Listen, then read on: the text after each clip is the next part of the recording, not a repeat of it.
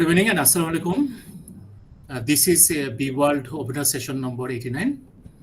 And thank you very much to all our distinguished participants who is continuously joining in our webinar session and supporting us around the world, all Bangladeshi engineers and architects. Thanks to all attendees. And we really feel honored to have today's speaker, Dr. Sajid Hossain. Dr. Sajid Hossain, thank you very much for giving your valuable time and conducting the session today. And good luck to you to the session. Now, today's topic is leadership and teamwork in engineering environment is very, very important for all discipline engineers and architects and for all professions basically. And what we are working in the, our observation is that Bangladeshi engineers, architects, and other professions, we have some facing some issues regarding the leadership, especially we are working who is international level, global level. So this is one of the requirement to develop. So we hope that this session will be very exciting and everybody will be benefited from this session, and it give you valuable input and insight from the session. So now I'll go for short biography. Short biography will be read by Raghib Nihal Sadab, third year student in computer engineering, Khalifa University. Raghib Nihal Sadab, you can start to read the short biography. Okay. Brief biography of Dr. Sajid Hossain. Dr. Sajid Hossain is a distinguished maritime professional, educator, and global leader with over 4 decades of experience. Currently, he is a maritime consultant of the International Maritime Organization, IMO UN, since 1999, and a council member of the Institute of Marine Engineering, Science and Technology, IMR EST London, since 2017. He has served as a trustee of the IMR EST London from 2020 to 2026, and the commandment of Bangladesh Marine Academy from 2009 to 2023, where he strengthened academic excellence and global engagement. He has promoted various sea-based professions among the youngsters as a maritime ambassador of the IMO from 2016 to 2025, and served on the board of governors of the World Maritime University, Sweden, 2013 to 2024. As a prolific author, he has produced 1 thesis, 27 books, latest one being Technological Brilliance of Marine Engineering, IMR EST London, 2025, 48 research papers, and about 250 features. He began his career at sea, serving from cadet to chief engineer from 1980 to 1993, and then in Bangladesh Marine Academy up to commandment from 1993 to 2023. His leadership spearheaded the creation of Bangladesh Maritime University 2013 as per his thesis. Thank you. Okay, thank you very much, Raghib Nihal Sadab, third year student in computer engineering, Khalifa University. So this next, this presentation will be around for 1 hour, and after 1 hour, there will be 30 minutes question and answer session. So everybody is requested to mute your mic to make it uninterrupted session and without noise. So after that 30 minutes question and answer session, who will ask the questions, you can raise your hand and you can ask the questions. So accordingly, our speaker will answer the questions. Okay. Now we are going for the presentation. Dr. Sajid, you can start and good luck. Thank you very much.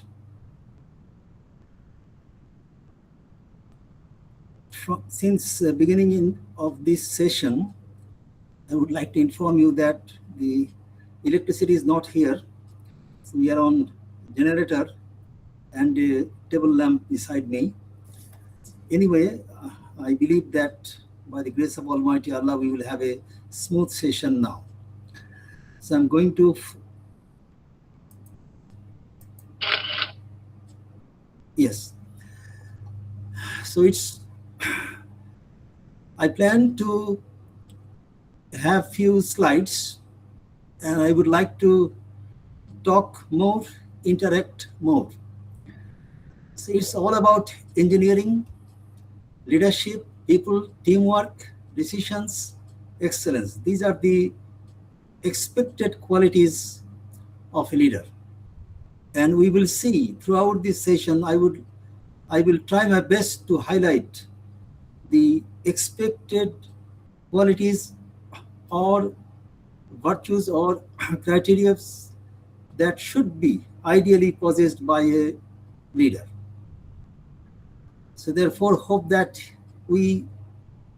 there should not be any difference between me here and you there. In fact, we are here in this session. And first, I express my gratitude to BEA World. Since their establishment, the way they are trying their best to disseminate very, very important and essential information through regular weekly seminars to particularly the youngsters, I mean future professionals. It's very, very important.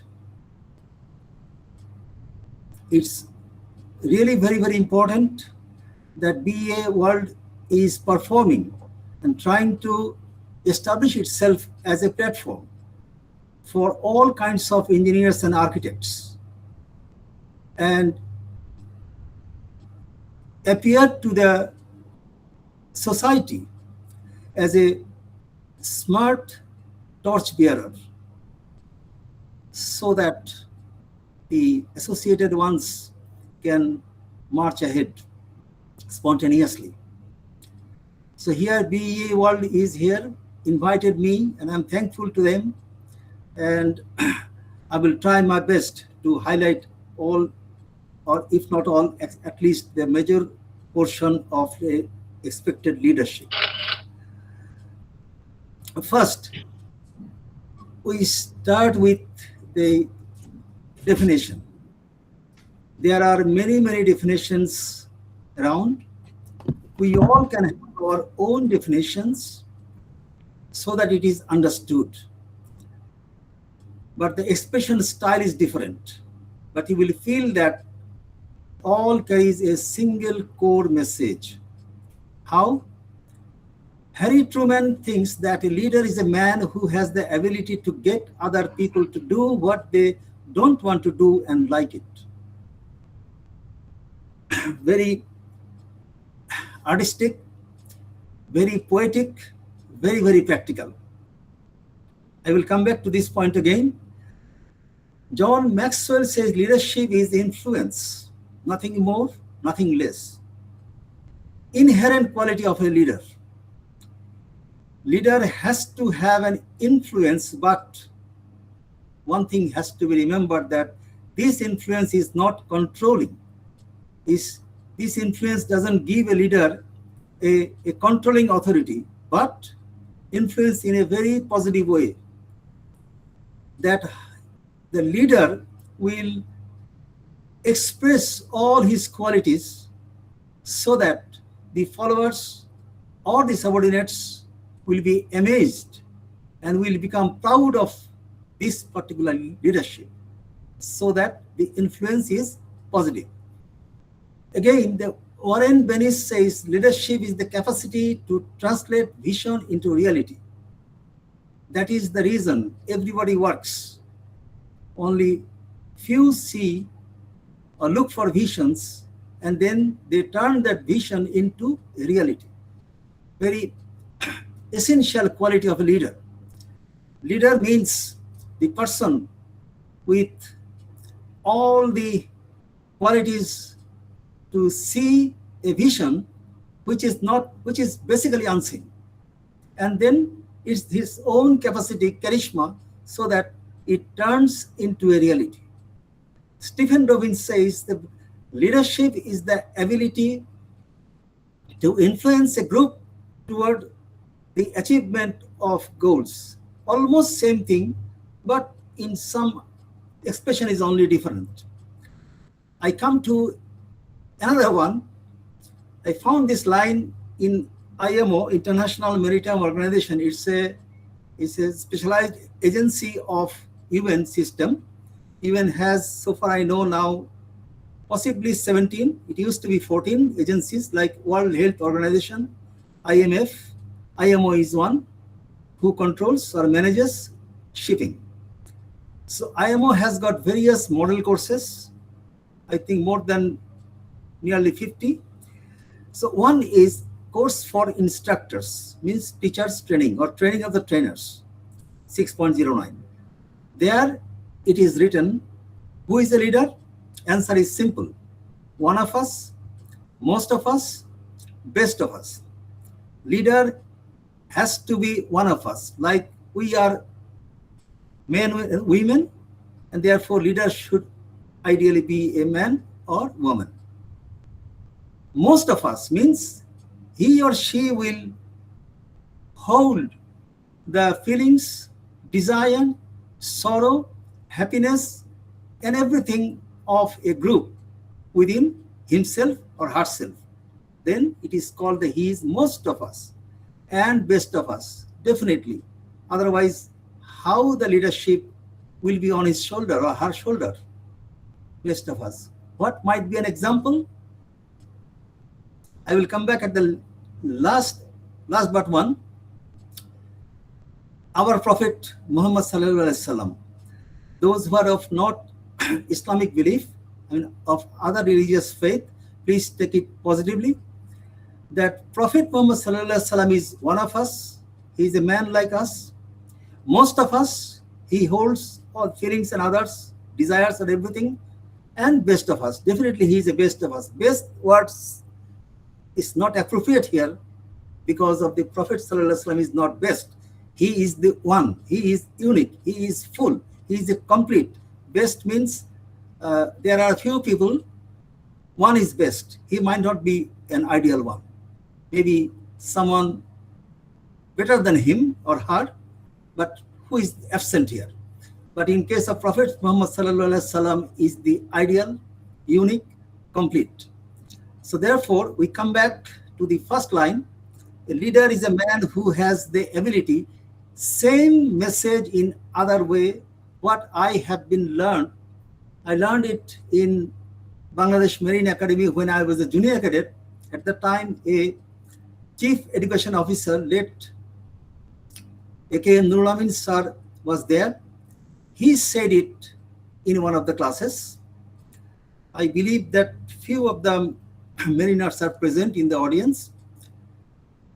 Leader is he who can get an unpleasant job done from his subordinates in a pleasant way.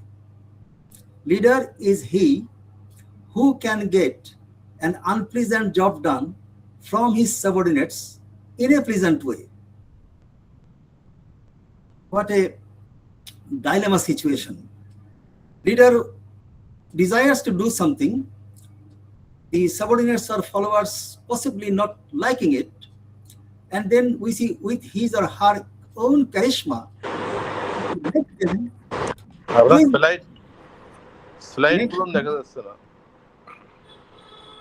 sorry, slide তো দেখা যাওয়ার কথা।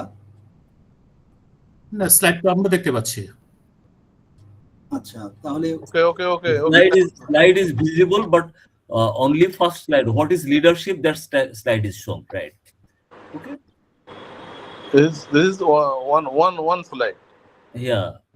Probably the person who is complaining is because only one slide is visible. Only one slide we can see. Yeah. What is leadership? So otherwise it's okay. Okay, please proceed on. I haven't changed it. It is there. It is number 2, but one by one I will change. Yeah. So here, at least we understand that a leader is a person ideal by his or her own charisma, or other way around, he or she is not a controller. It is he's one of his subordinates, or here I can cite one line of a song which is very, very inspiring. আমরা সবাই রাজা আমাদের এই রাজা রাজত্বে, নইলে মোরা রাজার সনে মিলব কি সত্ত্বে। আমি যখন ছোট ছিলাম তখন এই শেষের শব্দটা সত্ত্বে আমি বুঝতে পারিনি, আমি ভেবেছিলাম যে এটা শর্তে অর্থাৎ কন্ডিশনস।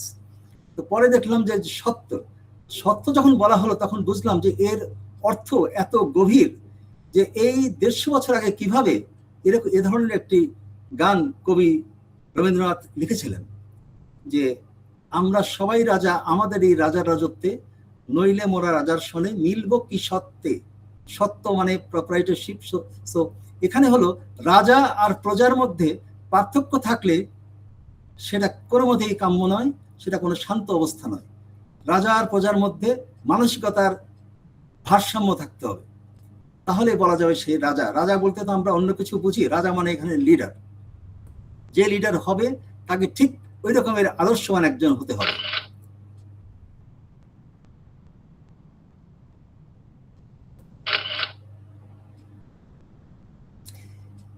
এটাতে আমরা আরেকটু ভালো পিকচার পাবো।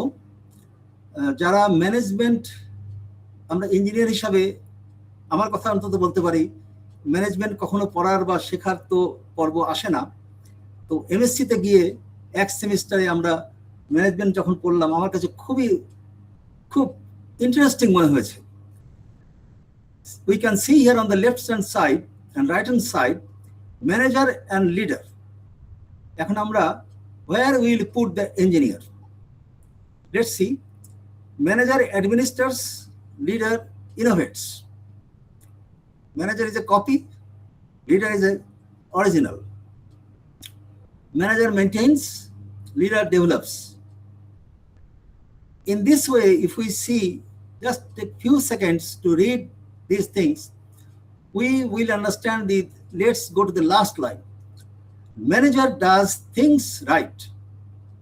Written something, do it. Sir, I have done it. Very good. This is a manager. A leader does the right thing. Leader যা চিন্তা করে তাই করে, কিন্তু সেটা ঠিক হয়ে যায়, কারণ সে স্পন্টানিয়াসলি ক্যানট মেক এ মিস্টেক। ম্যানেজারের সামনে রাস্তা আছে, ম্যানেজার রাস্তায় চলতে পারবে এফিশিয়েন্টলি। Very good. লিডারের সামনে রাস্তা থাকলেও চলবে, না থাকলেও চলবে, থাকলে চলবে, না থাকলে রাস্তা তৈরি করে চলবে। লিডারের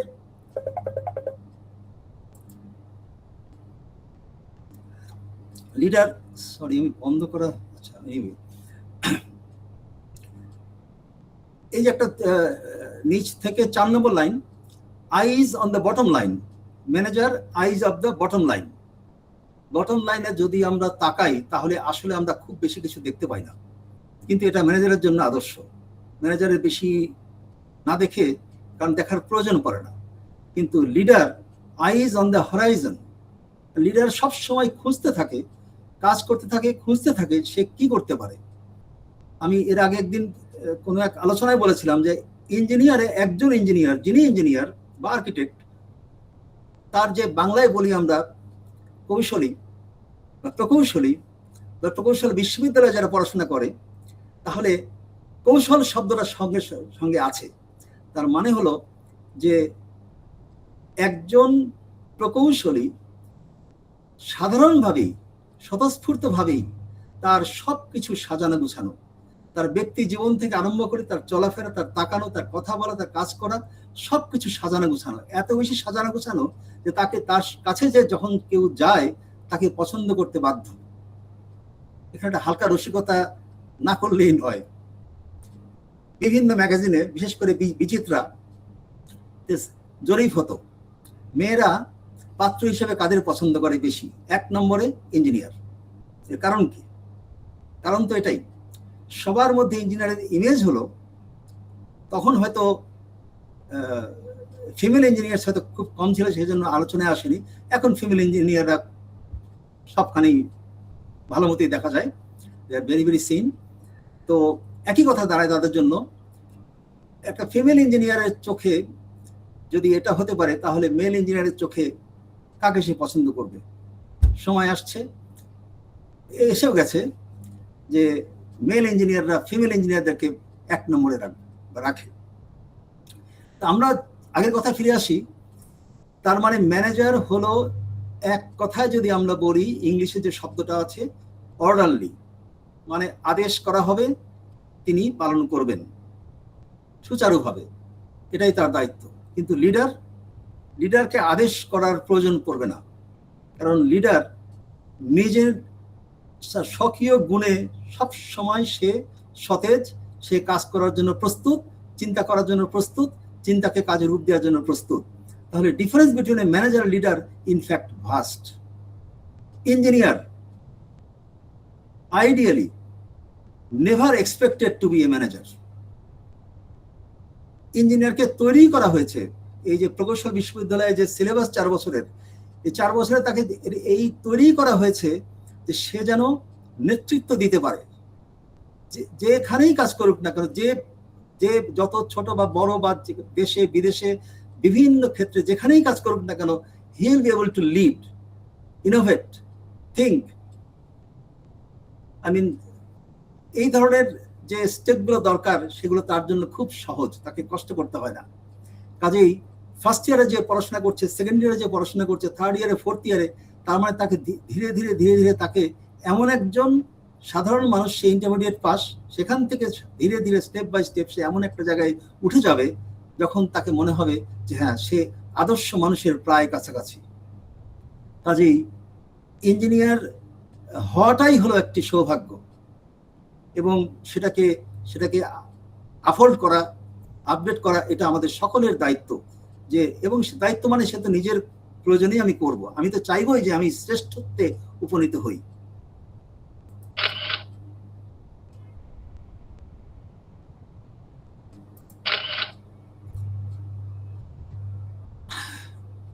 Here I have a special request, যে এখানে আমরা we will learn how Kurt Lewin stated the types of leadership: dictator, autocratic, participative, laissez-faire.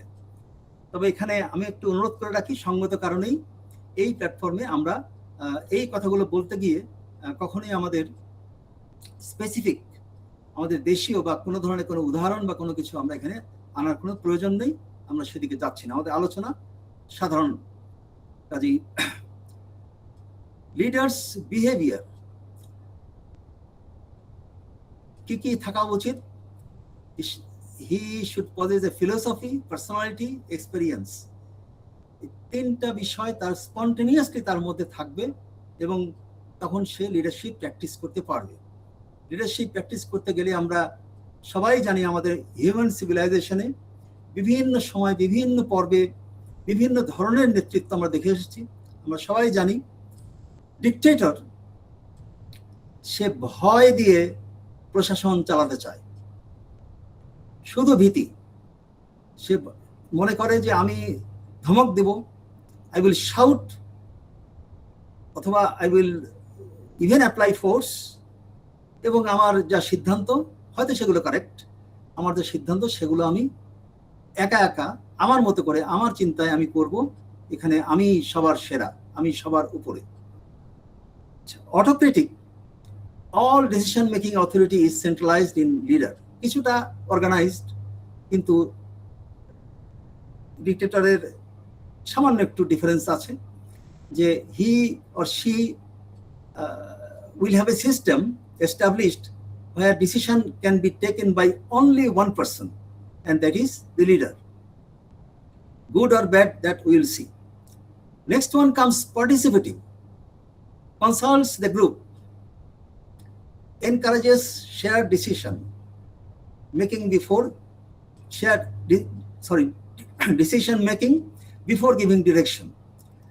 অর্থাৎ এখানে leader thinks that he or she is not different than the mass, and therefore all are one group, all will discuss, all will be inspired or encouraged to have a shared decision making process. Therefore, ultimately a direction will come out. Laissez-faire, this is so interesting, gives subordinates maximum freedom with minimal leader involvement or direction. বাংলায় যদি বলা হয় তাহলে বলতে হবে, নেতা এইরকম একটা অবস্থানে গিয়ে সে আরামে ঘুমাতে পারে, কারণ সে ভালো মতো জানেন, আত্মবিশ্বাসী, যে তার যে অধীনস্থ যারা আছে তারা সবাই smart enough to do something not to do. Laissez faire, laissez ফেরে যে স্প্যানিশ টার্ম, লেইসে পাসের, লেইসে পাসের ইজ আমরা যেটা পাসপোর্ট বলি এটা।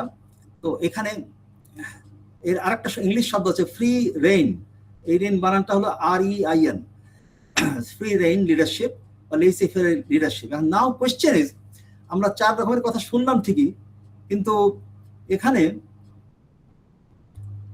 কোনটা ভালো যদি প্রশ্ন করা হয় তাহলে আমরা হয়তো will start thinking that whether dictator, no, autocratic is better than dictator, all right, but participative is possibly the best, laissez-faire even better. laissez-faire একটা কথা বলে আমি এখানে ফিরে আসছি আবার, যে ওয়ার্ল্ড ম্যারিটাইম ইউনিভার্সিটিতে আমি যখন পড়াশোনা করি তখন 59টা দেশের ছাত্রছাত্রী ছিলাম আমরা। তো ওখানে এবং বেশিরভাগই থার্ড ওয়ার্ল্ড কান্ট্রিজ। এখন প্রফেসর এসে, আমাদের ইমেজ কোনো সময় ভালো না, তো সেজন্য সে বেশ কিছু কথা বলছিল যেটা ঠিক মানানসই না, অ্যাকসেপ্টেবল না আমাদের কাছে। আমাদের ম্যানেজমেন্ট ভালো না, আমাদের অনেক কিছুই ভালো না, আমরা ইনএফিশিয়েন্ট। আমি হঠাৎ করে উঠে বললাম, professor can I say something? I say yes. Can you say that if the governments of Sweden and Bangladesh exchanged, what might happen? The professor said, I don't know, I cannot say, you say. Then I said, government of Bangladesh will come to Sweden and take charge of this country, and they, after realizing all the responsibilities and the environment, working environment, they will sleep for 1 year, because this country runs by themselves. No management or leadership is necessary. And vice versa, Swedish government, if goes to Bangladesh and take charge, they will heart fail on the first day. 18 at the time, possibly it used to be 14. So 14 crore people in a country and nobody dies out of hunger. This is unbelievable. They are using water, no water, they are using water. No facilities, they are having the facilities, they are managing this. It's an amazing country.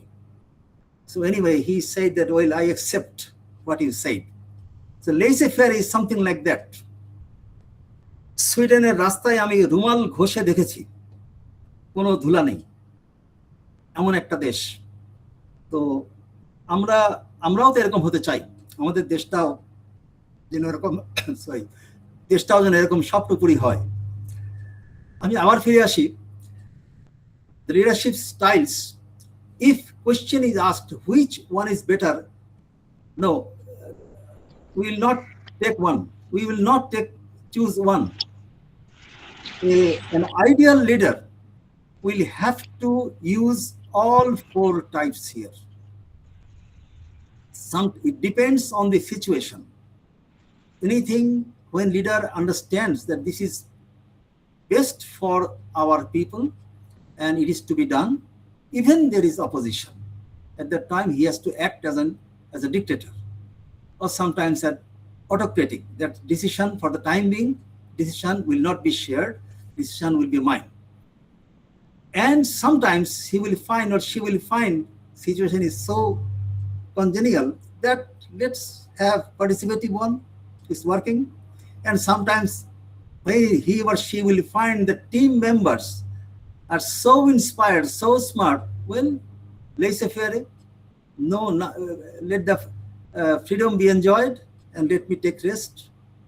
So leadership is not a stagnant one, it's a dynamic one, it is a changeable one, and therefore sometimes leader has to convince the team members, sometimes team members will convince the leader.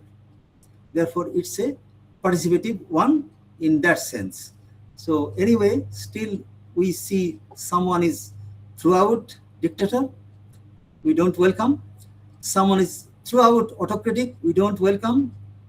Someone is always participative, may not be good, because the team members are, if not motivated duly, they might be misusing the facility.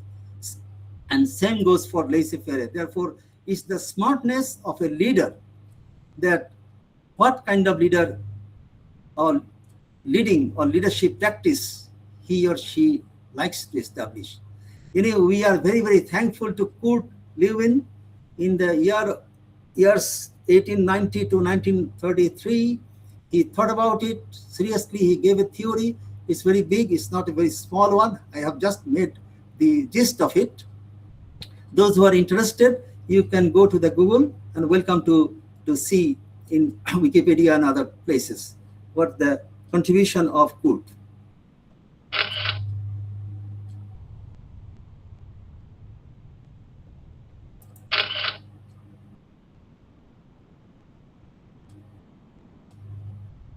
Now let's talk about something about leadership practice. The first line, the headline, leadership is teamwork in action. I mean, in practical field, leadership is not a single person. Leadership is teamwork. Who is a leader? Answer cannot be one person. If the subordinate group is 50, the leader is 50. Because everyone is a composition of that leadership. Leader cannot think that I am separate, I am superior, I am controller, then ideal leadership is impossible. How? Let's see. The leader, what he does, he might have or she might have his or her personal ambition, but there should be a balance. Balance has to be ensured with the team or among the team members. That is the team success, not the success that someone will, or some, not someone, I mean some people or the subordinates will praise that our leader is greatest. This is not at all expected. The whole team is best, whole team is efficient, then the success goes to the shoulder of the leader. Next one, effective leaders improve teams discussion, same thing. He or she talks with the subordinates, exchange questions and comments, and purpose is to have a consensus. Therefore, it's a discussion. Maybe it is a 1 minute discussion. Still, you have to, or we have to do it, so that I'm coming. It is later on. Okay, so that the purpose is that each and every member of a team should be in a very lively, smiling, ready to work, and when work is done, they become happy. It's the credit of a leader. If leader shouts or orders, that is not a credit at all. Next, recognize others' contributions. Particularly in our country, in our society, the leaders very seldom they look for credits or contributions in a team. And feedback and other things and far away. But the colleagues, we have to remember, the leaders have to remember that colleagues are who are colleagues. They are not a simple person. Colleague means if the leader is 100, colleague may be 95. Not much difference.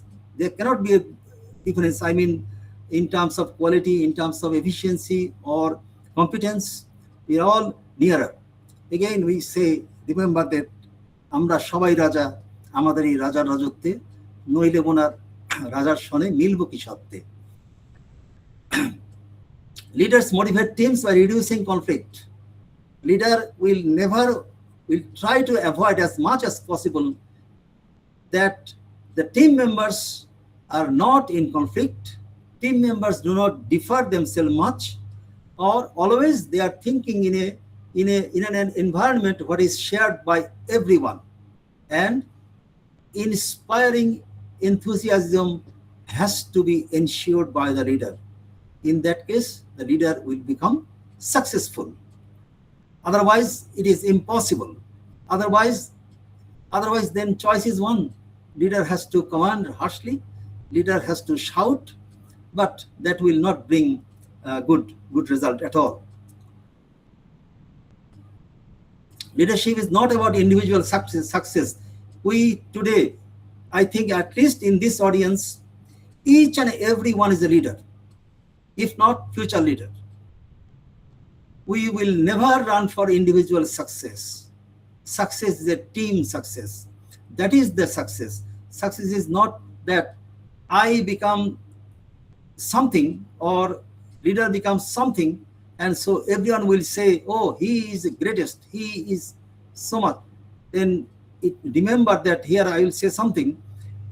If a leader thinks that the subordinates are substandard, it means there is a lack of leadership competence within that leader. Leader, if he is the leader, good leader or leader, then team will have the expected level. Sometimes you will hear or we hear that, I will come back, there are some other things also. Time, okay. So, if a leader says that, bad luck, my bad luck, the team I have got good for nothing, this is, we have to forget it. Every person created by Almighty Allah, each and every person has some qualities. Only thing is that it is the leader's responsibility to find out that everyone is not same. Therefore, one medicine is not applicable for everyone. Each and every person, if we try to find, we will find some qualities, this quality or that quality. Maybe not the same quality among everyone. Therefore, we cannot say that it is my bad luck that I have got a team members good for nothing. In that case, in fact, practically, I am saying in my high voice that I am good for nothing. Therefore, we will definitely remember all these things, that a leader means a team. Leader is not a single person. So key message here, best leaders achieve results by bringing out the best in others. No loss, because if a team is composed of 200 persons, 300 persons, or even 5 persons, if a leader can find out some qualities out of them, that becomes not leader's property, that becomes not the individual one's property, but the team property. That is the biggest or desired, expected success.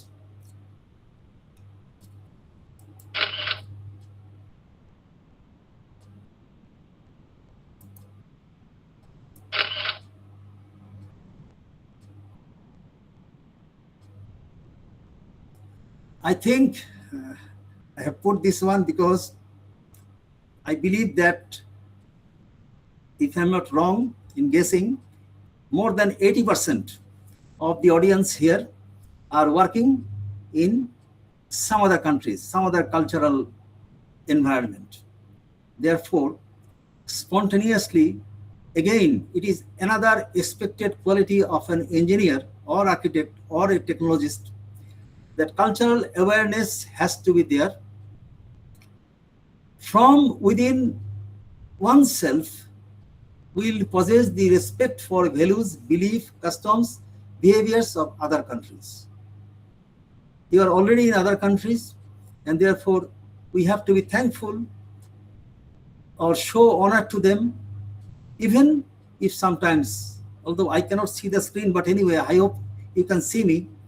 This is in our country, we know what it means, but in some other countries, at least in your country, the countries you are living, there it is means okay. But in our country, it's not okay. It is something else. So therefore, these are the gesture,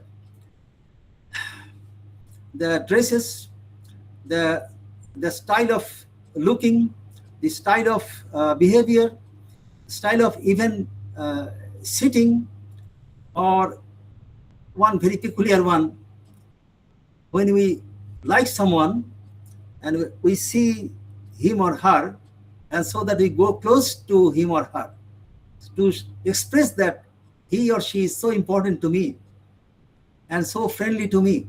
How close? How close? This is a very difficult one. There are countries where distance will be not even 1 inch. Some other countries where it should be at least 2 feet or 3 feet. That we have to learn all these things, and so that we are not in a very awkward situation. We have to be thankful to the practice where they are there. In Egypt, I have seen that they are showing me like this. I didn't understand at all what does it mean. He was from far away. He was saying, meaning that come to me with your passport. This is passport. I never thought about it, but anyway, this is new learning. So cross-cultural communication.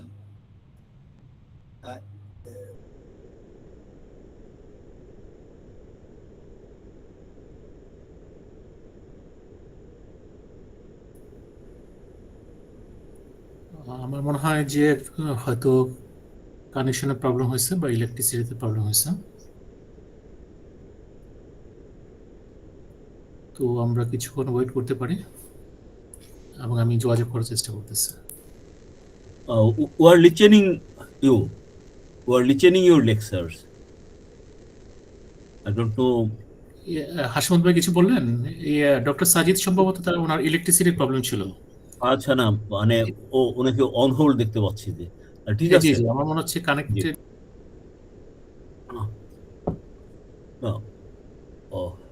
Right, মানে উনি ফিরে আসুক। By this time আমরা কিছু কথাবার্তা বলতে পারি যে এটা খুব ভালো একটা উদ্যোগ নিয়েছেন। বিশেষ করে আমরা ফিল করি যে আমাদের ভিতরে ইঞ্জিনিয়ারদের ভিতরে লিডারশিপের একটা বড় শর্টফল আছে বলা যায়, যে ইঞ্জিনিয়াররা এবং এন্টারপ্রেনিয়রশিপেরও আমাদের বলা যায় যে শর্টকামিংস আছে।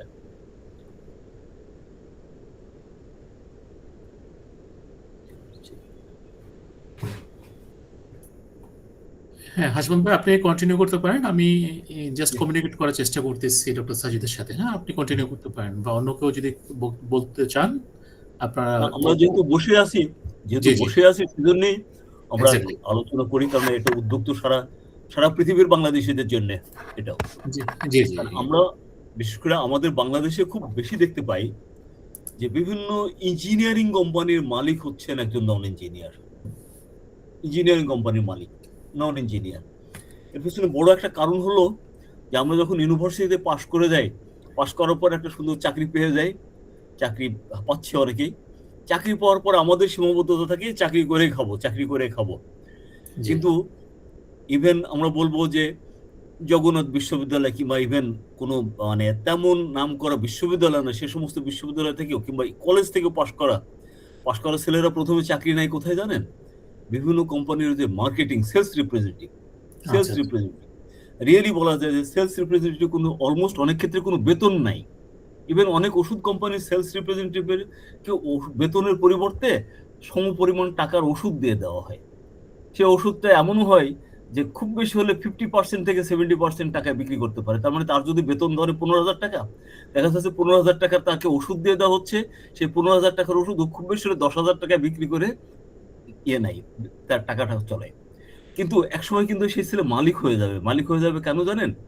আজকে এখানে সব তার কমিউনিকেশন, সে বিভিন্ন হি ইজ ভেরি কেয়ারিং, মানুষের কেয়ারিং, তাকে টেক কেয়ার করা প্লাস কমিউনিকেশন বলা যায়, সব কমিউনিকেশন তৈরি হতে এক সময় তাকে অফার করবো যে ফাইন তুমি 10% কমিশন পাবে, 15% কমিশন পাবে, আরেক জায়গায় সে 25% কমিশন পাবে। এক পর্যায়ে যখন দেখছে তার বিশাল বড় মার্কেট ডেভেলপ হয়ে গেছে, তার সেলসের রিপ্রেজেন্টেটিভ তাকে তখন অফার করবে ওকে ফাইন আসো তো আমার সাথে একটা ফার্মাসিউটিক্যালস দেই, ফার্মাসিউটিক্যাল তুমি এত %। আমাদের খুব মানে একটা স্মরণযোগ্য মানুষ হচ্ছে মুক্তাদির সাহেব, যিনি ইনসেপ্টার চেয়ারম্যান। উনি ইনসেপ্টাতে ঢুকছিলেন কিন্তু 0% তার অংশীদার ছিল, ইনভেস্টমেন্ট ছিল। আচ্ছা গোটা ওনার হিউজ কানেক্টিভিটি ছিল আপনার মার্কেটিং এর জন্য। শুরুতে ওনাকে 30% শেয়ার অফার করে শুধু তার মার্কেটিং কানেক্টিভিটির জন্য। এখন উনি 70% ওনার ওই কোম্পানিটার কোনো ইনভেস্টমেন্ট করা ছাড়া যা ইনভেস্টমেন্ট করছে তার মাথা, কমিউনিকেশন স্কিল। যে কারণে আমরা ইঞ্জিনিয়ারদেরকে বলি, আমি অনেক সময় মোটিভেশনাল স্পিকিং বলি যে বাবা তোমরা ইউনিভার্সিটিতে যখন কি ইঞ্জিনিয়ারিং পড়ছো তার পাশাপাশি তুমি উদ্যোগ নাও স্টার্ট আপের, এন্টারপ্রেনিউর হওয়ার। এন্টারপ্রেনিউর হলে একসময় তুমি আরো অনেকে চাকরি দিতে পারবে, তাছাড়া হবে কি তো সারা জীবন চাকরি করে যেতে হবে। তো এটা এই লিডারশিপ আজকে সাজিদ ভাই যেটা দিচ্ছেন গুড, এটা আমরা বলবো যে আমাদের ইনহেরেন্ট, আমাদের বিশেষ করে ইঞ্জিনিয়ারিং স্টুডেন্ট, আমি স্টুডেন্টদের ভিতরে আপনারা এটা শেয়ার করেছি, তারা স্টুডেন্ট লাইফ থেকে যেন তার এই লিডারশিপটা তৈরি করে ফেলে, যেন বের হয়ে যে উনি যেন এন্টারপ্রেনার হতে পারে। আমরা বাংলাদেশে বলবো অধিকাংশ এয়ার কন্ডিশনিং কোম্পানির মালিক হলো নন ইঞ্জিনিয়ার, অধিকাংশ ফায়ার প্রোটেকশন এবং ফায়ার ডিটেকশন কিন্তু হাইলি ইঞ্জিনিয়ারিং জব, অথচ সে সমস্ত কোম্পানির মালিক হলো নন ইঞ্জিনিয়ার। তারা উদ্যোগ নিয়েছে, তারা যে রিস্কটা নিয়েছে, তারা একসময় যারা মার্কেটিং এ কাজ করছে তারাই কিন্তু ইঞ্জিনিয়ার। আমি অনেক ছেলেকে চাকরি দিয়েছি বাংলাদেশে, বলেন চাকরিতে এই engineering student, sorry engineer, diploma engineer কিংবা গ্র্যাজুয়েট ইঞ্জিনিয়ার, তারপরে স্যার আমি মার্কেটিং এ চাকরি করবো না, কিসে আমি মেনটেন্যান্সে চাকরি করতে চাই, অথবা পিওর ইঞ্জিনিয়ারিং চাকরি, মার্কেটিং এ নো। আমি বলি বাবা মার্কেটিং এ তো জায়গা যে সময় একসময় তুমি নিজে মালিক হতে পারবে, আদারওয়াইজ শুধু যে মেনটেন্যান্সে চাকরি করবে, সারা জীবন চাকরি করবে, হাড় ভাঙা পরিশ্রম করবে, মানুষের কথা শুনবে, থ্যাঙ্কসলেস জব, সারা জীবন কিছু করতে পারবে না। বাট তুমি যদি শুরুতে কিছুদিন করো তারপরে চলে আসো। আমার এই মেসেজটা হলো সবার সাথেই যে আমাদের ইঞ্জিনিয়ারিং কমিউনিটি আসলে ডেভেলপ করা যে এই মার্কেটিং। আরো কেউ আছেন সবাই একটু শেয়ার করি। হ্যাঁ জি, অনেক ধন্যবাদ হাসমুজ্জামান ভাই আপনার মূল্যবান বক্তব্যের জন্য। এখানে বেশ কিছু স্টুডেন্টও আছে, এখানে স্টুডেন্ট হচ্ছে সারিয়া বিনতে সামিউল। আসসালামু আলাইকুম। আসসালামু আলাইকুম লিয়াকত ভাই। না আমি এই মুহূর্তে যদি ওরকম খুব বেশি স্পেশালিস্ট কোনো কথা বলতে চাই না, কিন্তু হঠাৎ করে হাসমত ভাইকে দেখে একটু, যদিও বাইলেটারাল কোনো কিছু কথা বলার এখানে না, কারণ এই লিডারশিপের উপরে সাজিদ ভাই যেটা বলতেছে খুব ভালো লাগছে, এবং হয়তো আমরা সবাই উপকৃত হব। এবং চুপচাপই ছিলাম, কিন্তু বিশেষ করে হাসমত ভাইকে দেখে যে হাসমত ভাই আমি টিপু। যাই হোক, আমরা ওই যেহেতু নজরুল ইসলাম হলের দীর্ঘ সময় একসাথে ছিলাম, তাই আর কি দীর্ঘ অনেকদিন পরে। এবং হাসমত ভাই অন্যরা সবাই চিনে কিনা, সে বাংলাদেশের এই যে সেফটি এবং ইসের একজন, এখন মোটামুটি একজন দিকপালের মতো আমাদের দেশের। তার কথা শুনে আমরা আসলে অনেকেই উপকৃত হব।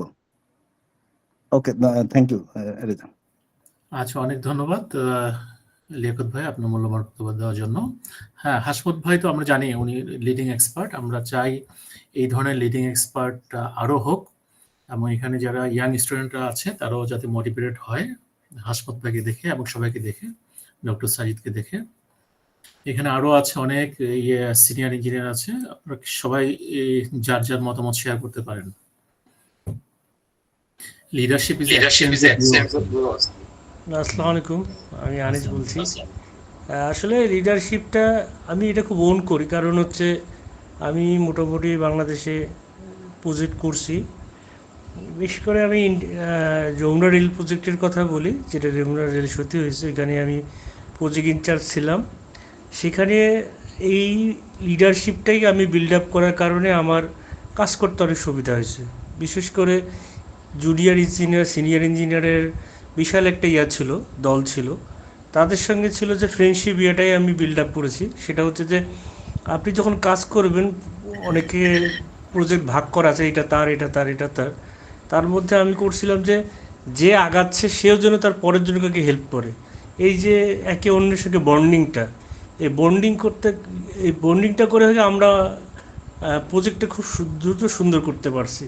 এটা হচ্ছে যে আপনি অ্যাজ এ লিডার হিসাবে কথা বললে ভালো। একজন যদি আপনি এটা তুমি করো, মনে করেন কোনো এক সময় আমার যেমন রমজান মাস আসে, রমজান মাসে আমি আমার কোম্পানির বাসায় রোজা রেখে আমি সেই করতে পারি। প্রথম রোজা আমি বললাম যে আজকে তোমাদের সঙ্গে আমি করবো, ইফতার পার্টিটা করবো। তা বললাম সবগুলো নিয়ে আসো। ওরা অনেকে খুশি। রোজা আবার মাঝে মধ্যে বাসাও থাকি আবার এখানে, তাদের হচ্ছে কি তারা মোটিভেটেড চায়। আমি তো অনেক প্রজেক্টে ছিলাম যখন জুনিয়র ছিলাম, আমরা এইভাবে হয়ে ওঠে না যে আসলে জুনিয়রদের একটু হাত ধরে একটু আগায় নিয়ে আসাটা খুব কম। এটা নিতে গেলে দেখবেন যে আপনি কোনো একটা ডিসিশন নিতে চাচ্ছেন, আমি তখন বললাম যে তোমরা থেকে একটু কিছু বলো, ওইখান থেকে একজন জুনিয়র মনে একটা ভালো ডিসিশন নিয়ে নিছে, ওইটা কাজে লাগাতে। মানে লিডারশিপটা একটা মারাত্মক জিনিস। মানে আপনি শুধু বসিং করে আসলে অনেক কিছু হয় না। আপনি যখন সবার সঙ্গে একটা ফ্রেন্ডলি বিহেভ তৈরি করবেন এবং তাদেরকে মোটিভেটেড করবেন এবং তাদের কাছ থেকে কিছু নিতে পারবেন, এইটা হলে দেখবেন যে অনেক আমার এই যে হাতে জুনিয়র ইঞ্জিনিয়াররা এখন সিনিয়র অন্য প্রজেক্টে আছে, ভালোই তাদের সঙ্গে এখনও যোগাযোগ আছে। মানে একটা টিম তৈরি করা আসলে বিশাল ব্যাপার। টিম যত তৈরি করবেন ওটা আপনার জন্য বেনিফিটেড হয়ে আসবে। এটা আসলে সবার জন্য ভালো, যারা ভবিষ্যতে আরও বড় ইঞ্জিনিয়ার, যারা আরও সিনিয়র আছেন আমাদের তাদেরও আমরা চাই যে আসলে আমাদের এগিয়ে আসা দরকার। হ্যাঁ, যে ভাই বললেন যে মার্কেটিং, আসলে মার্কেটিং একটা কোম্পানি বা একটা বিজনেসের জন্য একটা বিশাল একটা হ্যান্ড। এই হ্যান্ডটা আসলে আমাদের ওইভাবে তৈরি করা হয় না, কারণ ওইভাবে আমরা ইঞ্জিনিয়ারিং লাইফে বিজনেসটা খুব কম পড়ি, কম ক্রেডিটের থাকে, ওটাও ওইভাবে আমরা নেই না। তাতে হচ্ছে যে ওইখানে যে আপনি অ্যাজ এ উদ্যোক্তা হয়ে কাজ করবেন সেটারও একটা কম আসে। আর আমাদের যে সাবজেক্ট যেটা তৈরি করতেছে এখন, যে আমাদের চাকর হতেই বলে, এখন আমাদের ওইভাবে শিক্ষা দেয় না যে তুমি একটা বিজনেস করো। তোমাকে তৈরি করে যে তুমি একটা চাকরি করবা, সে ফ্যামিলি থেকে শুরু করে না যেখান থেকে, এইটা আসলে আমাদের গ্রো করাটা বিশেষ করে আমাদের বাংলাদেশের ক্ষেত্রে অনেক চ্যালেঞ্জ হয়ে যায়। এটা আসলে ওইভাবে এখনও হচ্ছে কিছু কিছু, বাট ধরেন দেশেও তো নানা রাজনীতি, নানা জিনিস, আপনি একটা স্টার্ট আপ তৈরি করতে গেলেও নানা পেশার নানা জিনিসেই থাকে। মানে অন্য সবগুলো ভাঙতে হবে। হ্যাঁ, ওইটা ভাঙতে হবে, কিন্তু আমার ফ্যামিলি বলছে চাকরি কন্টিনিউ করার জন্য, তারপরে আমার ইউনিভার্সিটি, বাট এই সিগলটা ভাঙতে হবে। জি, আপনার কথাটাতে একমত। আমি ওই কথাই বলতেছি যে আসলে আমাদের পড়াশোনাটা থেকে শুরু করে সব কিছু, স্কুল কলেজ বিশ্ববিদ্যালয়, যে ফ্যামিলি থেকে একটা জিনিস বলতেছে যে তুমি আসলে একটা এই পড়াশোনা শেষ করে একটা চাকরি করো, বা আর কোনো কিছু না। মানে চাকর হইতেই আমরা শিক্ষা করে যে আমরা যে একটা মালিক হইতে পারি, একটা আমি এটাকে খুব করে অ্যাপ্রিসিয়েট করি যে একটা উদ্যোক্তা বা নতুন কিছু করা, এটা সবচেয়ে ভালো, এটা আসলে করা দরকার। আপনি খুব ভালো কথা বলছেন, এটাকে আমি খুব অ্যাপ্রিসিয়েট করি যে আসলে আমাদের নতুন কিছু তৈরি করা দরকার, আদারওয়াইজ আমরা আগাইতে পারতেছি না। আমরা জি জানি না কেন হচ্ছে আমার জি আমরা হ্যালো শুনতে পাচ্ছি আপনার কথা? জি বলুন। আমরা আমাদের ইঞ্জিনিয়ারদের পাশাপাশি আর্কিটেক্টদের কথা চিন্তা করি, বা বোর্ড থেকে পাশ করেছে ইঞ্জিনিয়ার, বোর্ড থেকে পাশ করেছে আর্কিটেক্ট। জি আপনি দেখেন যে অবশ্যই প্রত্যেক আর্কিটেক্টের কারণটা কি জানেন? আর্কিটেক্টের সরকারি চাকরি তেমন নাই। যখনই সরকারি চাকরি নেয় তারা জানে, তখনই কিন্তু তারা ফার্স্ট ইয়ার থেকে শুরু করে কামলা দেওয়া। মানে ফার্স্ট ইয়ারে ক্লাস শুরু হওয়ার আগে ফাইনাল ইয়ার ভাইদের সাথে কাজ করে তাদের প্রজেক্টে, বলে কামলা। মানে সে বুয়েটে চান্স পেয়েছে, 1 বছর বসে আছে ক্লাস শুরু করতে, 1 বছর তারা বসে থাকে না, তারা 5th ইয়ারের ভাই অথবা 4th ইয়ারদের ভাই বোনদের সাথে বসে কামলা খাটে, তাদের প্রজেক্ট করে। প্রজেক্ট করতে গেলে কি হয়, তাদের নবপুরে যেতে হয়, ধোলাইখাল যেতে হয়, বিভিন্ন জায়গায় যেতে হয়, তারা অলরেডি নিজেদেরকে ডেভেলপ করে ফেলে। এরপরে তারা ভালো করে জানে আমাদের সরকারি চাকরি নেই, আমাদেরকে আমার মেধা খাটাই খেতে হবে। তার মানে কি হলো, তারা প্র্যাকটিস করার জন্য প্রস্তুতি নিয়ে থাকে। তারপরে ফাইনাল ইয়ারে যখন অনেকেই কিন্তু ফাইনাল ইয়ারে পাস করার আগে নিজেরা ফার্ম স্টার্ট করে, এবং দেখেন 100% তারা ফার্ম স্টার্ট করছে এবং হিউজ তাদের হোল্ড নিয়ে আসে। তাদের সংখ্যা কম হলে কিন্তু তারা সব জায়গাতে তারা দখল করে আসে।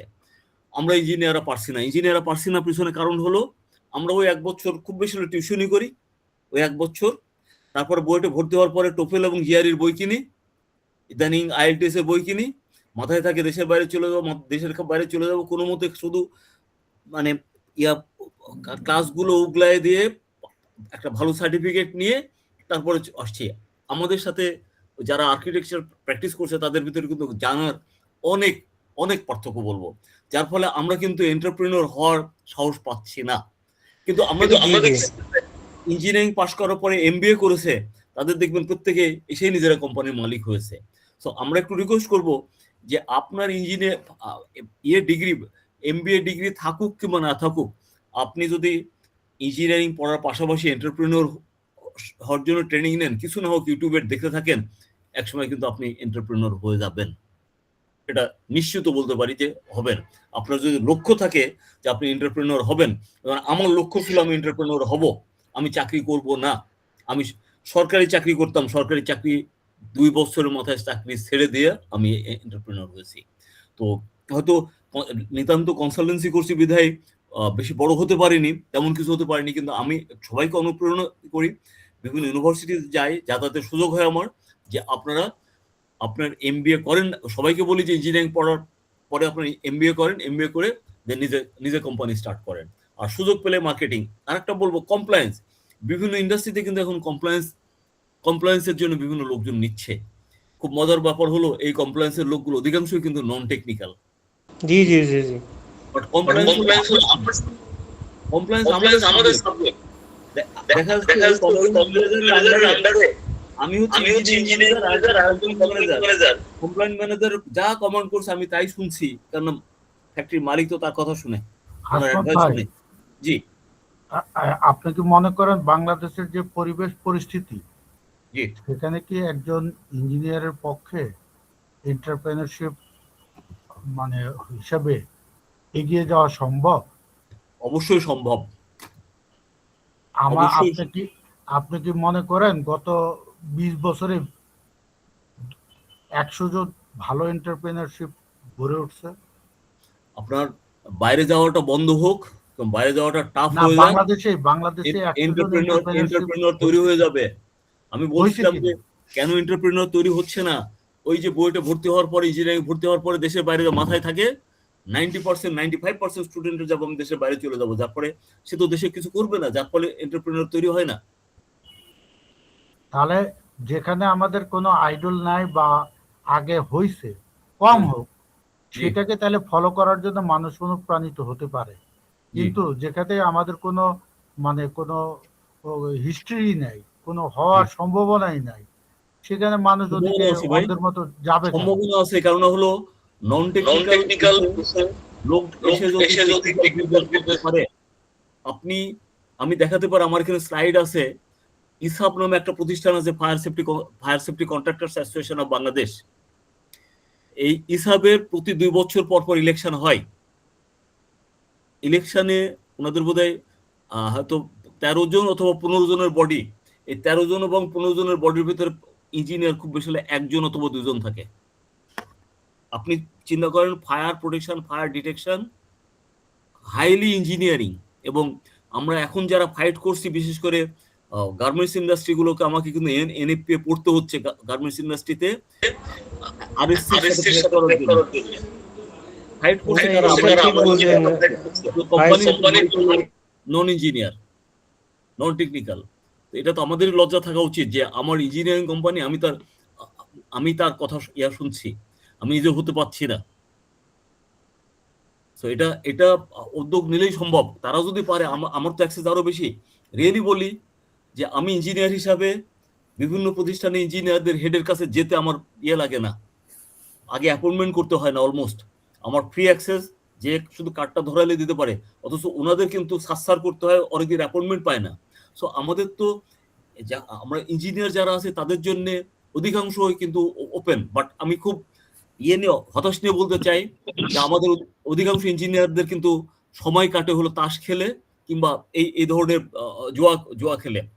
যদি বলেন, আমার সাথে চলেন, দেখাবো আমি কোথায় যেখানে ইঞ্জিনিয়ারিং প্র্যাকটিস করছে, সেখানে যে অধিকাংশ সময় কাটাচ্ছে তারা তাস খেলে বা অন্য কিছু করে।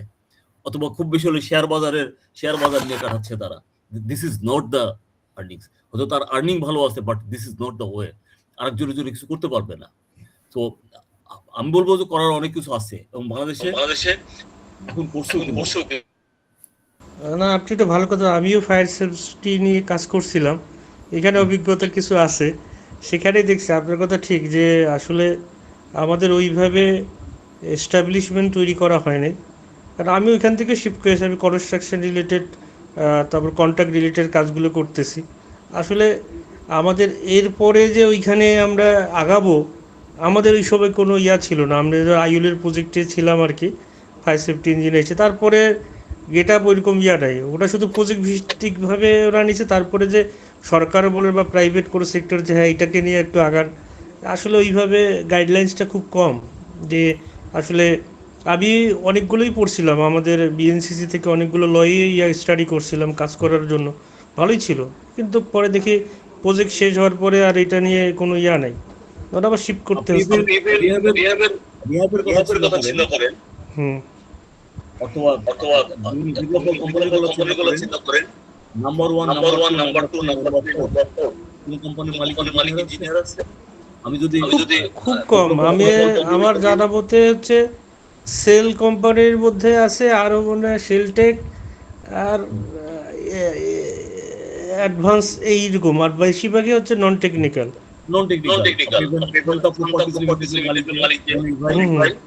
বসুন্ধরা বলেন, বসুন্ধরা একটা জায়েন্ট, এইখানে নাই। আমি মোহাম্মদ নাই এখানে বাংলাদেশ। জি জি। তার মানে আমাদের জব যেখানে ইঞ্জিনিয়ারিং এখানে কিন্তু না। আমাদের এটার পেছনে যে কারণটা হলো যে উদ্যোগ নেওয়া, যে শুরুতে যে কষ্টটা, সেই কষ্টটা আমরা করতে চাই না। স্যার আপনি কি বাংলাদেশে থাকেন? আমি বাংলাদেশে আছি। স্যার আপনার কন্ট্যাক্ট নাম্বারটা আমাকে, আমি একটু নিব নে, আপনার সঙ্গে পরে কথা বলবো নে। বাংলাদেশে এমইপি প্রফেশনাল সোসাইটি আছে, এই রেজিস্টার্ড সোসাইটি। কথাগুলো ইকো হচ্ছে। আচ্ছা, ফাউন্ডার প্রেসিডেন্ট। আরেকটা প্রতিষ্ঠান আছে fire and electrical safety consultants association, যেটা ফায়ার সার্ভিস সিভিল ডিফেন্সের প্রায় এক সময় 100-150টা মতো ছিল প্রতিষ্ঠান। আমাদের আরেকটা অ্যাসোসিয়েশন আছে, আমি সেই অ্যাসোসিয়েশনের প্রেসিডেন্ট। আর আরেকটা হলো অ্যাশরে নিয়ে কাজ করি, American Society of Heating, Refrigerating and Air Conditioning Engineers. আমি অ্যাশরে বাংলাদেশে নিয়ে আসি 2015 সালে। আমি প্রেসিডেন্ট ছিলাম, এই মেয়াদে প্রেসিডেন্ট ইলেক্ট। অর্থাৎ দুইটা অ্যাসোসিয়েশন আমি প্রেসিডেন্ট, আর একটা প্রতিষ্ঠানের প্রেসিডেন্ট ইলেক্ট, যার ফলে আমার সুযোগ হয়েছে বিভিন্ন ইঞ্জিনিয়ারদের নিয়ে কাজ করা। এছাড়াও আমি নিজের সম্পর্কে বলছি, আমি মাপ চাচ্ছি, আমি 3টা ইউনিভার্সিটির ইন্ডাস্ট্রিয়াল অ্যাডভাইজারি প্যানেলের মেম্বার, যার ফলে সুযোগ হয়েছে এই সমস্ত ইউনিভার্সিটিতে যাবার। সে সমস্ত ইউনিভার্সিটিগুলোতে যে কিন্তু ইঞ্জিনিয়ারিং স্টুডেন্টদের ভিতরে আমি এই লেকচারটা দেই যে তুমি আরেকজন তোমার ওখানে সে সমস্ত ইউনিভার্সিটি সবগুলোতে বিবিএ আছে, দ্যাট ইজ বিজনেস ডিপার্টমেন্ট আছে। তোমরা একসাথে ক্লাসমেট, কিন্তু ওই বিবিএ যে পাস করছে নন টেকনিক্যাল, উনি কিন্তু একসময় মালিক হবে, আর তুমি কিন্তু তার আন্ডারে চাকরি করবে। তুমি যদি এখন থেকে সাবধান না হও, তাহলে রেডি হয়ে যাও তাকে বস বলে, স্যার বলে ডাকার। সো এই সুযোগটা হয়েছে, আমি যে কারণে প্ল্যাটফর্মে কথা বলি, এবং আমার দেখা দেখি অনেকেই কিন্তু উদ্যোগী হয়েছে। আমি শুরুতে যে কাজটা করি তাদের অনেকে আমি কনসালটেন্ট, আমার একটা নিজের প্রতিষ্ঠান আছে, কনসাল্টিং কোম্পানি ইউটিলিটি প্রফেশনালস। আমি কিন্তু এই বিশেষ করে যে সমস্ত ইঞ্জিনিয়াররা তাদের কোম্পানি নিয়ে এগিয়ে আসে, আমি তাদেরকে সুযোগ দেই কাজ করার জন্য। অনেক সময় তাদের আগের অভিজ্ঞতা শিথিল করি। সো এটা আপনি আসেন, আমরা স্যার আপনার নাম্বারটা একটু চ্যাট বোর্ডে দিলে আমি একটু নিতাম আর কি। ওকে, থ্যাংক ইউ স্যার। মহসিনা, আমি দিয়ে দিব আপনার, সমস্যা নেই। আচ্ছা, একটু ওকে স্যার, ওকে ঠিক আছে। আমরা আনমিউট করে রাখি, অনেক সময় ইকো হয়। তো একটু আপডেট হচ্ছে। আমার যেটা মনে হচ্ছে ডক্টর সাজিদ ডিসকানেক্টেড ফ্রম পাওয়ার। আমি 2বার ফোন করেছি, অ্যাটলিস্ট যদি উনি মোবাইল থেকে জয়েন করতে পারতো তো অ্যাটলিস্ট আমরা ডিসকাশনটা করতে পারতাম। তো এখন জাস্ট আমরা ওয়েট করতে পারি। আমি 2বার ফোন করেছি, ফোনও রিচ করতেছে না। রেজা, বা একটু আগে একজন ভদ্রলোক বলছিল যে আমাদের কাছে এরকম কোনো রেফারেন্স আছে কিনা যে যাদেরকে আইডল হিসাবে দেখে। এই ব্যাপারে হাসমত ভাই কিছু মন্তব্য করতে পারে? সে তো দীর্ঘদিন এটার সাথে ইনভলভ, যে কারণ মানে ইঞ্জিনিয়ারদের ভিতর থেকে কেউ এটাকে মানে দেশে সাকসেস হয়েছে, যেটা হাসমত ভাই নিজেই একজন এক্সাম্পল। এর বাইরেও যদি আরো কিছু এক্সাম্পল দিত। হাসমত ভাইকে আমি আরেকটা রিকোয়েস্ট করি, কিছু মনে করবেন না, তাহলে আপনার কথা বা এক্সপিরিয়েন্সের আলোকে যেটা একটু পরিষ্কার হয়ে যাচ্ছে সেটা হচ্ছে, আপনি কি মনে করতেছেন আমাদের যে গ্র্যাজুয়েশন কোর্স কারিকুলাম যেটা আছে সেটা ইনসাফিসিয়েন্ট? যতক্ষণ পর্যন্ত আমি এমবিএ বা কোনো কিছু না করে আমি এন্টারপ্রেনারশিপ ডেভেলপ করতে পারছি না বা মালিক হতে পারছি না বা আমি আগাইতে পারছি না, আমি আরেকজনের অধীনে আমাকে কাজ করে দিতে হচ্ছে নন আমি টেকনিক্যাল। অবশ্যই একমত এর সাথে। আমি প্রথমে আমি একটু সমালোচনা দিয়ে শুরু করি।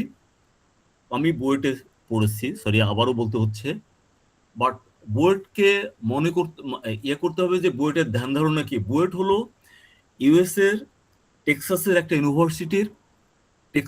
ইউনিভার্সিটির অলমোস্ট কারিকুলাম পুরোটা ফলো করে এটা বুয়েটের তৈরি করা। বুয়েটের ওই টেক্সাসের যে ইউনিভার্সিটির কথা বলছি সেই ইউনিভার্সিটির মূল টার্গেট হচ্ছে রিসার্চার তৈরি করা। তার মানে আমার বুয়েটের একাডেমিক যে সিলেবাস, সেই সিলেবাস সবকিছু তৈরি করা হলো আমাকে রিসার্চার তৈরি করার জন্য, আমাকে প্রফেশনাল তৈরি করার জন্য। বুয়েটের এই সিলেবাস না, আমাকে মনে রাখতে হবে। বুয়েট নিজেও বলে, বুয়েটের প্রফেসররাও বলে, আমরা চাই না যে তুমি এখান থেকে ইঞ্জিনিয়ারিং ডিগ্রি নিয়ে চাকরিতে ঢুকো, তুমি ইঞ্জিনিয়ারিং ডিগ্রি নিয়ে হায়ার এডুকেশন করবে। বুয়েটের এটা তার মানে কি হলো, আমাকে কিন্তু অ্যাডমিন মানে ম্যানেজমেন্ট এটা শেখানো হচ্ছে না, শিখাবে না, তারা শিখাবে না। এই কারণে যে হলো যে এই graduation is not the end. এবং বুয়েটকে ফলো করে অপশন ইউনিভার্সিটি, আইইউবিটি বলেন, আরো ইউনিভার্সিটি বুয়েটের কারিকুলামকে ফলো করছে।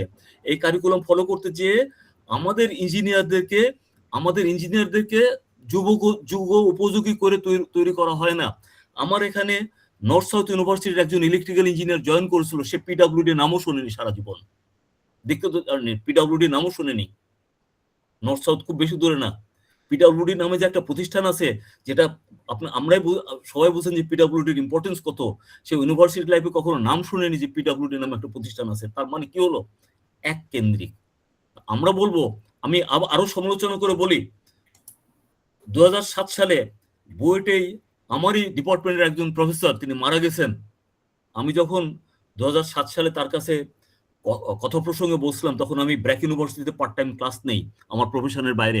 ব্র্যাক ইউনিভার্সিটি স্টুডেন্টদেরকে নিয়ে তারা আবদার করছিল যে যমুনা ফিউচার পার্ক সে সময় আন্ডার কনস্ট্রাকশন দেখতে যাবে।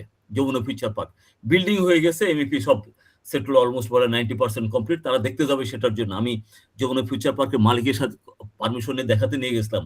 আমি যখন এই কথাটা আমার সেই টিচারকে, বুয়েটের মেকানিক্যাল ডিপার্টমেন্টের টিচারকে বলছিলাম, উনি আমাকে জিজ্ঞেস করছে, হাসমত এই যমুনা ফিউচার পার্কটা কোথায় যেন? আমি আশ্চর্য হয়ে গেলাম। আমি এখনো বলি, ভাগ্যিস বুয়েটে বিআরটিসি নামে এই বিভিন্ন রিসার্চের কাজগুলো করা হয়। আসলে বিআরটিসি কিন্তু রিসার্চ প্রতিষ্ঠান না, bureau of research and technical consultancy. আমি এটাকে সমালোচনা করে বলি, বিভিন্ন প্রতিষ্ঠান তাদের, বিশেষ করে সরকারি প্রতিষ্ঠান, তাদের অপকর্মগুলো ঢাকার জন্য বুয়েটের একটা সার্টিফিকেট চাই। সেই সার্টিফিকেট বুয়েট বিআরটিসি সেই সার্টিফিকেটটা দেয়। কি হলো, আমি একটা উদাহরণ দেই। আমরা একটা প্রজেক্টে কনসালটেন্সি করছি, গভর্নমেন্টের কনসালটেন্সি করছি। তারা ভালো করে জানে যে আমরা যথেষ্ট এটা করার জন্য, বাট তারা বুয়েটের একটা ভেটিং চাচ্ছে এই কারণে যে ভবিষ্যতে যদি কখনো তারা কোনো সমস্যায় পড়ে, তারা এক কথায় লোকেদের, আমরা তো সর্বোচ্চ জায়গাতে যে ভেটিংটা নিয়ে আসছি, বুয়েটের ভেটিং, এই বুয়েটের ভেটিংটা তাদের রক্ষা কবচ হয়ে দাঁড়াবে। এইটা যদি না থাকতো, এটার যদি প্রয়োজন না থাকতো, বুয়েটের কাছে কিন্তু যেত না।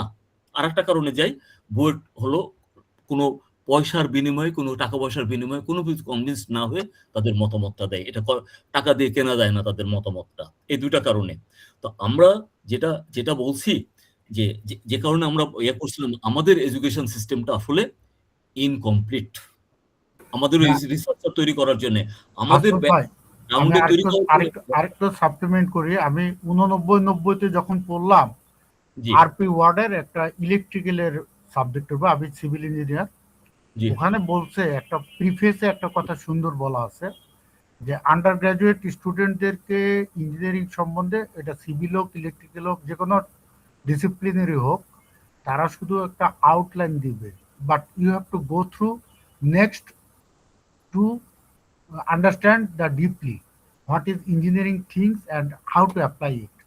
তা আমার এখন সেটা হচ্ছে কি, আমাদেরকে এই গ্র্যাজুয়েশন লেভেলটাতেই যে এটা আপগ্রেডেশন হচ্ছে না বা আপ টু মার্ক অ্যাডাপ্টেশন হচ্ছে না, এই গ্যাপটা রয়ে গেছে, যার জন্য আমরা ইঞ্জিনিয়াররা মানে অনেকটা, আমি নিঃসন্দেহে বলবো, আমরা দুর্বল ভাবে গড়ে উঠতেছি।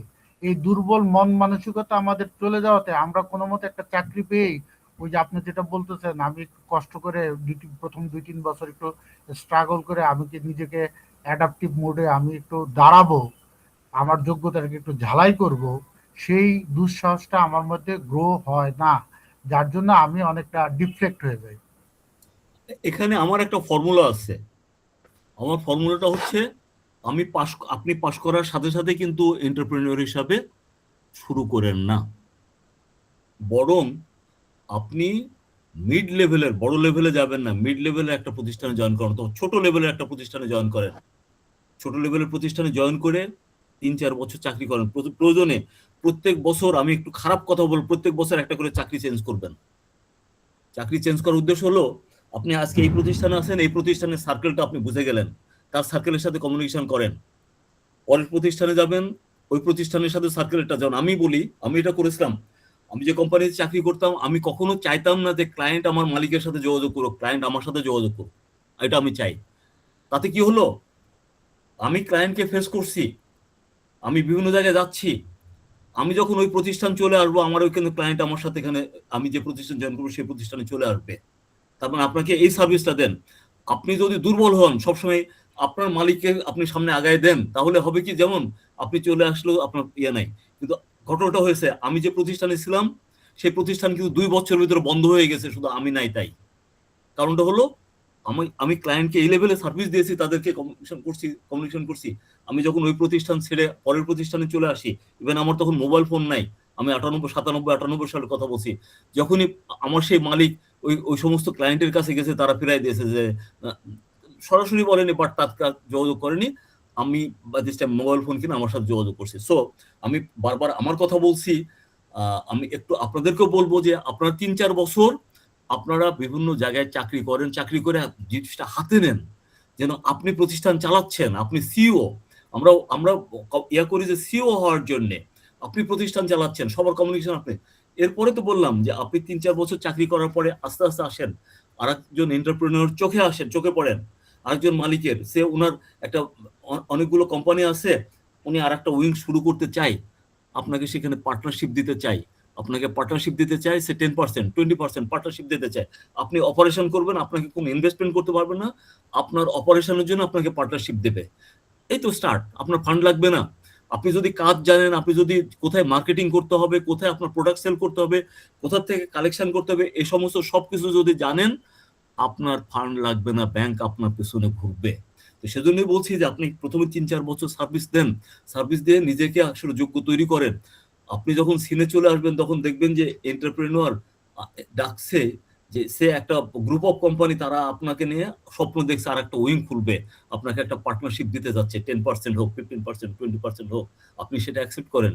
আজকে আপনি যদি ঠিক মতো খাটতে পারেন, এই 10% নিয়ে ঢুকেন, 70% নিয়ে বের হবেন এক সময়, আপনার বলা লাগবে না, আপনি নিজেই করতে পারবেন। সো সেজন্য বলছি যে এন্টারপ্রেনিউর কিন্তু হুট করে সাথে সাথে হওয়া যাবে না, তার আগে আপনার সবকিছু যোগ্যতা অর্জন করতে হবে। তারপরে, তার মানে এন্টারপ্রেনিউর হলে আপনাকে সিও হতে হবে। একজন সিও যে কাজ করে সে কাজ আপনাকে করতে হবে। আমাদের বড় অভাব সিওর। আমি ইউনিভার্সিটি কিন্তু বলি যে আপনারা ইঞ্জিনিয়ার তৈরি করছেন, সিও তৈরি করতে পারছেন না, যে কারণে আমাদের অধিকাংশ প্রতিষ্ঠানে সিও হায়ার করতে হচ্ছে, আইদার ইয়ে থেকে, শ্রীলঙ্কা থেকে, অথবা ইন্ডিয়া থেকে, অথবা অন্য দেশ থেকে সিও আসছে। সিওর যোগ্যতা নাই, সিও হওয়ার যোগ্যতা নাই। ইভেন আমি বলবো কি, একজন শ্রীলঙ্কার আমাদের দেশে গার্মেন্টস ইন্ডাস্ট্রিতে যে পরিশ্রমটা করে, যেভাবে কাজ করে, গার্মেন্টস মালিকরা বলে ওনাকে দিয়ে ইঞ্জিনিয়ারিং কাজ করানো যাচ্ছে, ওনাকে দিয়ে মার্কেটিং এর কাজ করানো যাচ্ছে, ওনাকে দিয়ে প্রজেক্ট চালানোর কাজ করা যাচ্ছে। পাশে আমার যে ছেলেটা বসে আছে সেই ছেলেটা 9টা 5টা ডিউটি করে ব্যাস চলে আসে। আর ওর হচ্ছে ডে নাইট নাই, সারাক্ষণই তার ল্যাপটপ খোলা, সে দিচ্ছে। আমাদেরই রিয়েলি বলা যায় যে হোয়াটসঅ্যাপে মেসেজ একটা ইনকোয়ারি দেওয়ার পরেও আমাকে তারপর ফোন করে আবার মানে জানাতে হয়, ভাই হোয়াটসঅ্যাপে একটা মেসেজ দিয়েছি, মেসেজটা রিপ্লাই দেন। এই হচ্ছে আমাদের কমিউনিকেশন স্কিল নাই, রেসপন্সিবিলিটি নাই আমাদের ইঞ্জিনিয়ারদের ভিতরে। আমি যদি বলি, যদি চান, আমি অনেক অজস্র উদাহরণ দেখাতে পাবো। আজকে একজন ইঞ্জিনিয়ার দেখলাম আমাদের অ্যাস্টের মেম্বার, তার মেম্বারশিপ এক্সপায়ার হয়ে গেছে, তাকে যখন আপডেট করতে বলছি বলছে ভাই আমি তো আমার পাসওয়ার্ডটা ভুলে গেছি। পাসওয়ার্ড ভোলার জিনিস? পাসওয়ার্ড ভোলার জিনিস না। এই হচ্ছে যোগ্যতা আমাদের, আমরা কেয়ার করি না।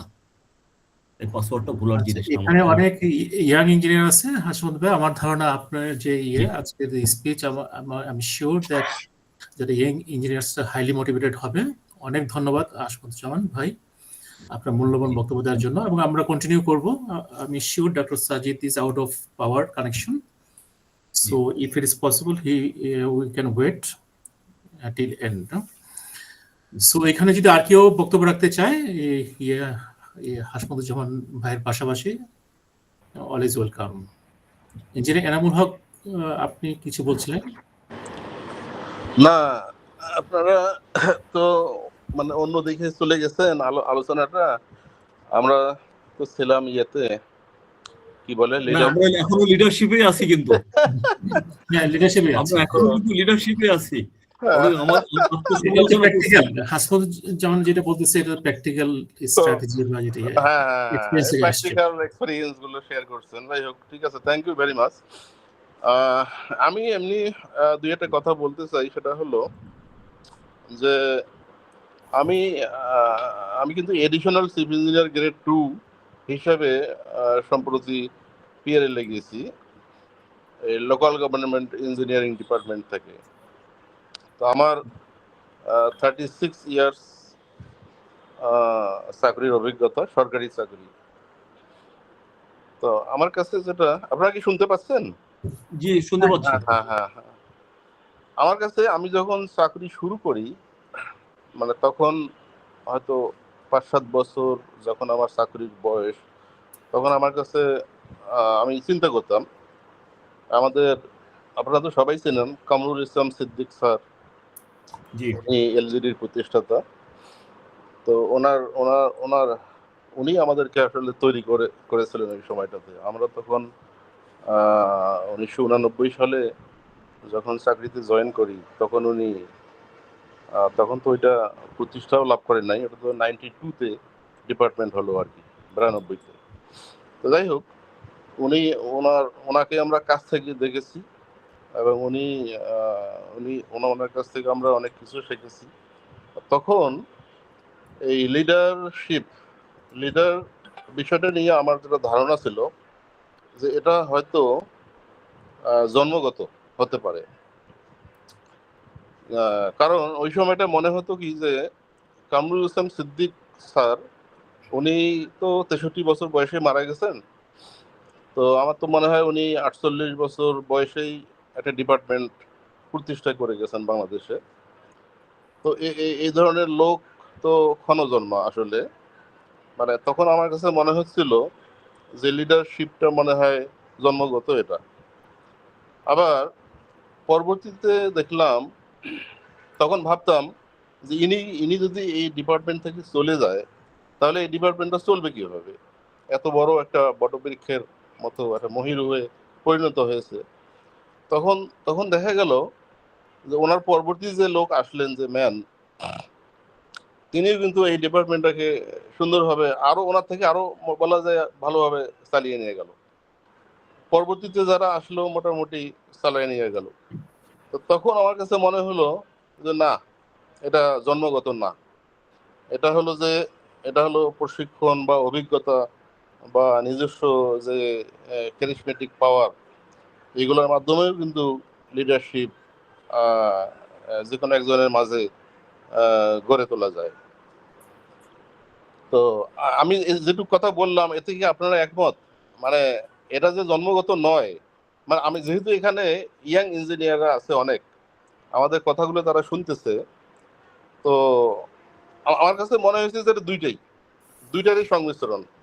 একটা হলো যে এটা জন্মগত ভাবেও কিছুটা মানুষ পেয়ে থাকে, আর হলো আরেকটা হলো যে প্রশিক্ষণ ও অভিজ্ঞতার মাধ্যমেও এটাকে গড়ে তোলা যায়। তো এখানে যেটা আমার কাছে আরো যেটা মনে হয় যে যেমন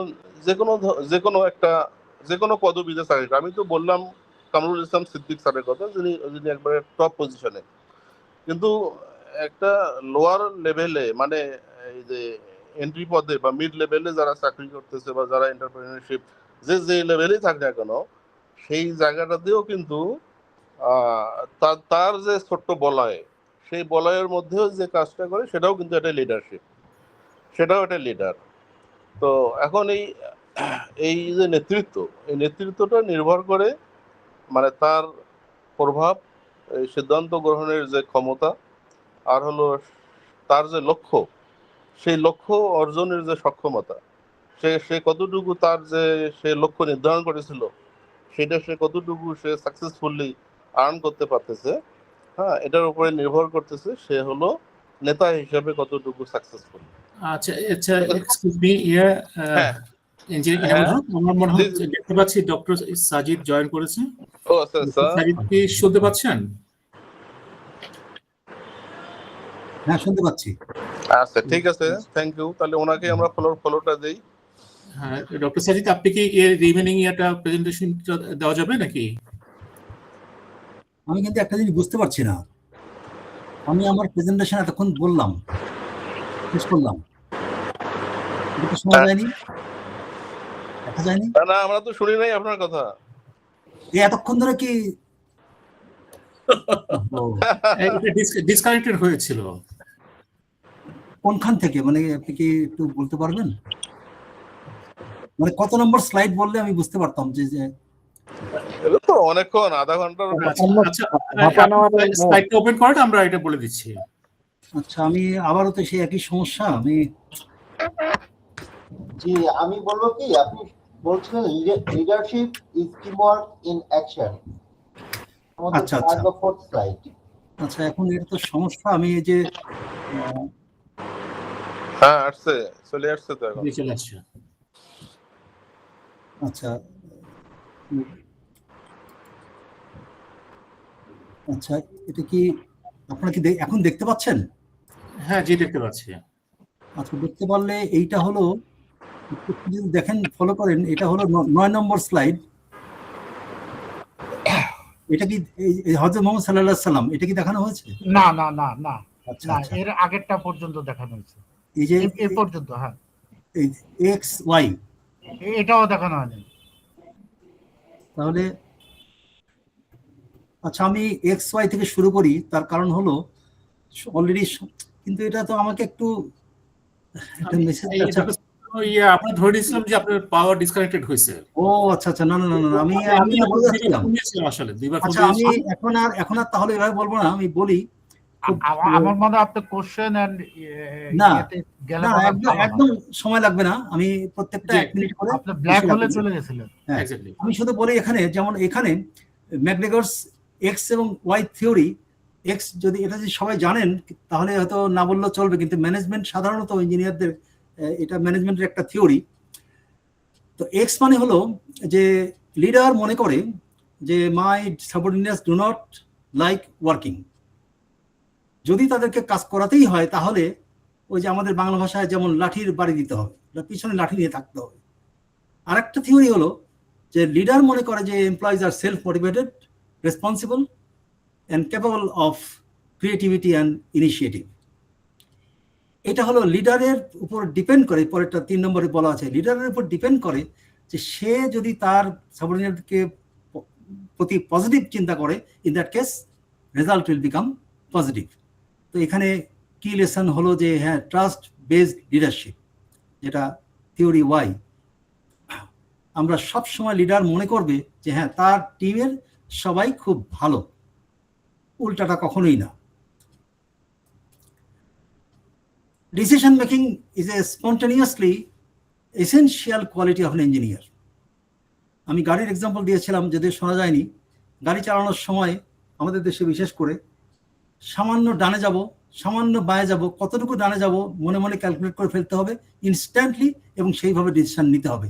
এই যে ডিসিশন চেঞ্জিং, ইঞ্জিনিয়ারের কোয়ালিটি হলো quick decision, essential quality. Quick decision has to be taken এবং কারেক্ট ডিসিশন। আবার ওই যে করিয়া ভাবিয়া করিও কাজ করিয়া ভাবিও না, এরকম এই নীতি না। তাড়াতাড়ি করব কিন্তু ঠিক সিদ্ধান্ত নিব। আচ্ছা, যে কথাগুলো বলে আসছিলাম পিছনে, তাহলে এর সাথে জোড়া দিয়ে আমি প্রায় শেষের দিকে। এখন আমাদের একটা এক্সাম্পল থাকা দরকার সামনে। আদর্শ না থাকলে তো আমরা চলতে পারবো না। যারা অন্য ধর্মের, তাদের ইতিবাচক ভাবে দেখবেন। হযরত মুহাম্মদ সাল্লাল্লাহু আলাইহি সাল্লামকে 1935 সালে আমেরিকার স্বীকৃতি দেয়, যে লেখা আছে কথাটা, যে honoured by US Supreme Court as one of the greatest law givers of the world in 1935। তো ওই সময়ে স্কাল্পটর অ্যাডলফ উইমেন সে তৈরি করে এটা, এবং এটা সুপ্রিম কোর্টের বাইরে দেয়ালে লাগানো। এটা আমাদের জন্য অনেক সৌভাগ্যের বিষয়, এবং আমরা এক কথায় বলতে পারি যে সকল রকম বিচারে নেতৃত্বের গুণাবলীর সর্বোচ্চ পর্যায়ে না, এটা পূর্ণ পর্যায়ে। সর্বোচ্চ বললেও তো তার চেয়েও বেশি হতে পারে কেউ। তো পূর্ণ পর্যায়ে যিনি আছেন তিনি আমাদের প্রিয় নবী, আলহামদুলিল্লাহ। এটা আমি চেয়েছিলাম, তো একটু সময় যদি দেন আমাকে, 1 মিনিট 2 মিনিট। এটি একটা কবিতা, এটা গানের উপর ভিত্তি করে লেখা। যা আমি চাই তাই আমি পাই, জীবনের জয় আমারই, চাঁদ তারা পেরিয়ে আনবো, সারা দুনিয়ায় আমার ছায়া, বাস এইটুকুন স্বপ্ন আমার। বন্ধু তুমিও একটু শোনো আমার চাওয়ার কথা, কি আমি হতে চাই, কোথায় আমি খারাপ, আমিই তো যোগ্য, একটা কিছু হতে চাই, মেনে নাও ও খোদা, এইটুকুন আমার চাওয়া, আমি হয়ে যাব সবার সেরা। তো এইভাবে এটা লিখেছিলাম। যে ইয়েস বস নামে একটা সিনেমা, যেটাতে হিন্দি গান চাঁদ তারে তোল্লাও, এটার ভাবানুবাদ। তো এখানে মূল কথাটা হলো, সবসময় হৃদয় জুড়ে থাকবে উচ্চাভিলাষ, তবে কখনোই অহংকার নয়, মহান আল্লাহ তাআলার, এবং থাকবে মহান আল্লাহ তাআলার প্রতি অবিচল আস্থা, শুভ জীবন সকলের। কে বড় হয়, big results require big ambitions. যে যার আকাঙ্ক্ষা বড়, সেই বড় হতে পারে। যে বড় হওয়ার কথা চিন্তা করে না, সে বড় হতে পারে না। ডান দিকে যে কথাটা আছে বলা দরকার, but man is not made for defeat. মানুষ পরাজয় বরণের জন্য তৈরি হয়নি বা জন্ম নেয়নি। A man can be destroyed but not defeated. গুলি করে মেরে ফেলা যাবে, ফেলে দিয়ে মেরে ফেলা যাবে, ডিস্ট্রয় করা যাবে তাকে, কিন্তু ডিফিট করতে হলে কিন্তু তাকে সমানে সমানে লড়তে হবে। কথাবার্তায়, ইকোনমিক্যালি, সোশ্যালি, টেকনোলজিক্যালি, একাডেমিক্যালি আমার সামনে এসে তাকে সেইভাবে যুদ্ধ করতে হবে, এবং করে আমাকে পরাজিত করতে হবে। কালকের জন্য একটা হোমওয়ার্ক। এখন হোমওয়ার্ক, আমরা তো অনেক কথা আলাপ করলাম, তো আগামীকালের জন্য একটা হোমওয়ার্ক তো দিতেই হয়। সেটা হলো, কালকে যখন আমরা সবাই আমাদের ওয়ার্ক প্লেসে যাব, তখন আমরা একটা কোশ্চেন করব নিজেকে, what kind of leader do I want my colleagues to remember me as. এই কথাটার অর্থ খুব কিন্তু সরল বা সাধারণ নয়। কিভাবে আমি চলি, কিভাবে কাজ করি, আমার একটা আমার অজান্তেই সবার মধ্যে আমার প্রতি একটা ইমেজ তৈরি হয়ে যায়। 5 বছর পরে, 10 বছর পরে, 20 বছর পরে, এমনকি আমরা হয়তো নাই পৃথিবীতে, তখন যদি আমার কথা ভেবে কেউ যদি মনে করেন একটি প্রশংসাসূচক কথা, তাহলে বুঝতে হবে যে হ্যাঁ, আমার professional life was very very successful.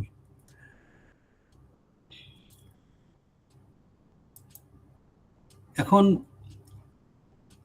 এখানে এই যে এতক্ষণ ধরে বললাম, যদি কেউ বলে যে আমি এত কথা বলছি, আমি নিজে কেমন লিডার ছিলাম, আমি কি আসলে লিডার হয়েছিলাম বা হতে পেরেছিলাম, নাহলে আমি লিডারশিপের কথা এতজনকে বলে যাচ্ছি। তো আমি সেই মনে করি যে ক্লাস 2, 3, 4 থেকে class captain, class leader, house leader, commander, pilot to chief pilot captain, তারপরে চিফ পাইলট ক্যাপ্টেন, তারপরে চিফ ইঞ্জিনিয়ার জাহাজের, এরপরে মেরিন একাডেমিতে head of the department chief engineer, সুইডেনে পড়াশোনা করতে গেলাম, ওয়ার্ল্ড মেরিটাইম ইউনিভার্সিটিতে ক্লাস রিপ্রেজেন্টেটিভ, তারপর এশিয়া প্যাসিফিক স্টুডেন্টস ফোরাম 21টা দেশের, সেটার প্রেসিডেন্ট হলাম। বাংলাদেশে ওয়ার্ল্ড মেরিটাইম ইউনিভার্সিটি অ্যালুমনি যারা আমরা আছি বাংলাদেশে, তাদের একটা অ্যাসোসিয়েশন, সেটারও প্রেসিডেন্ট আমি। আইমারেস্ট অর্থাৎ institute of marine engineering science and technology লন্ডনের ব্রাঞ্চ, এটা বাংলাদেশে, এটার চেয়ারম্যান এখনো বর্তমানে আমি। কাউন্সিল মেম্বার লন্ডন হেডকোয়ার্টারে, এবং বাংলাদেশ মেরিন একাডেমিতে 2010 থেকে 2023 পর্যন্ত কমান্ড্যান্ট ছিলাম। এখানে একটা কথাই আমি বলার জন্য, যে আমি নিজে এখানে কোনো একটা পর্যায়ে কোনো একটা পজিশন পাওয়ার জন্য আমার কোনো সুযোগও ছিল না। আমি যে আমি হব বা আমি নিজেকে হব, এরকম কোনো পরিবেশই ছিল না। আমার বিশ্বাস আল্লাহ তাআলার রহমতে প্রত্যেকটা পর্যায়ে হয়তো ম্যানেজমেন্টের যারা, তারা হয়তো তাদের বিবেচনায় আমাকে তারা পছন্দ করার মতো কিছু ছিল, আলহামদুলিল্লাহ। সময় কম, আমি শেষে চলে যাই কনক্লুশনে। লিডারশিপ আসলে একটা সাধনা, একটা জীবন ধারা, এবং এখানে একটানা continuous learning, wise decision making, এবং মানুষের প্রতি যে আমার যে কমিটমেন্ট, এইগুলো করার জন্য সারাটা জীবন ধরে সেফটি, এক্সেলেন্স এগুলো দিয়ে করার জন্য আমাকে ব্যস্ত থাকতে হবে। এটাই হলো লিডারশিপ লাইফ। লিডারশিপ হলো এই যে ইঞ্জিনিয়ারিং ইউনিভার্সিটিতে 4 বছরের পড়াশোনা, যে ফর্মাল এডুকেশন, পরে তো আরো হায়ার স্টাডিজ আছে, এবং engineering excellence in work places, এর মাঝখানে ব্রিজ হলো লিডারশিপ মানেই যে একেবারে একদিনে এমডি, চেয়ারম্যান বা চিফ ইঞ্জিনিয়ার এরকম না। প্রত্যেক স্টেজে কিন্তু লিডারশিপ আছে। তার অধীনস্থ, যার অধীনে কেউ কাজ করে, অর্থাৎ তিনি ওইটুকু গ্রুপের লিডার। সেটা 3 জন থাকতে পারে, 300 জন থাকতে পারে। এখন আমাদের যে টেকনিক্যাল স্কিল, সেটা আমরা বাড়াবো। লিডারশিপ যত স্ট্রঙ্গার করা সম্ভব, প্র্যাকটিস করে নিজেকে সেই পর্যায়ে নিয়ে যেতে হবে, এবং প্রত্যেককে সবসময় কর্মস্পৃহায় একদম দীপ্যমান রাখতে হবে, যেন আমার লিডারশিপের কারণে বা আমার ব্যক্তিত্বের কারণে সবাই যেন সবসময় খুশি মনে থাকে এবং দক্ষতায় সবচেয়ে উপরে থাকে। আবার চলে গেল।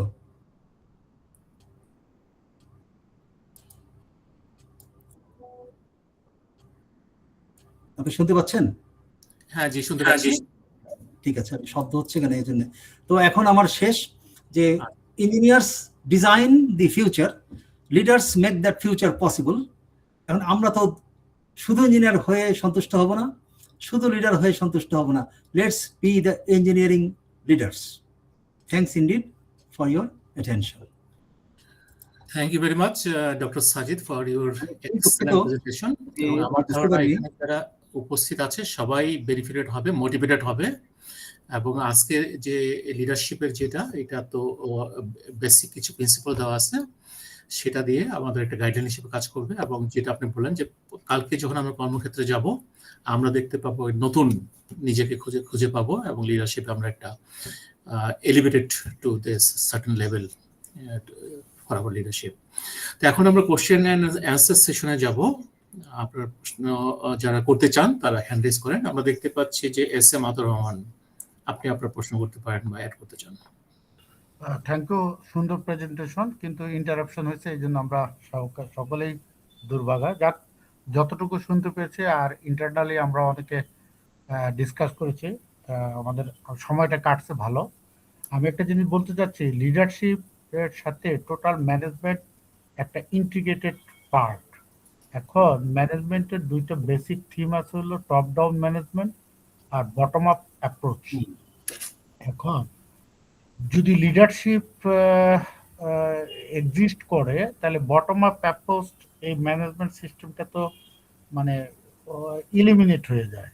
আপনার কি মতামত? বটম আপ অ্যাপ্রোচকে এনকারেজ করার মতো স্কোপ থাকে না?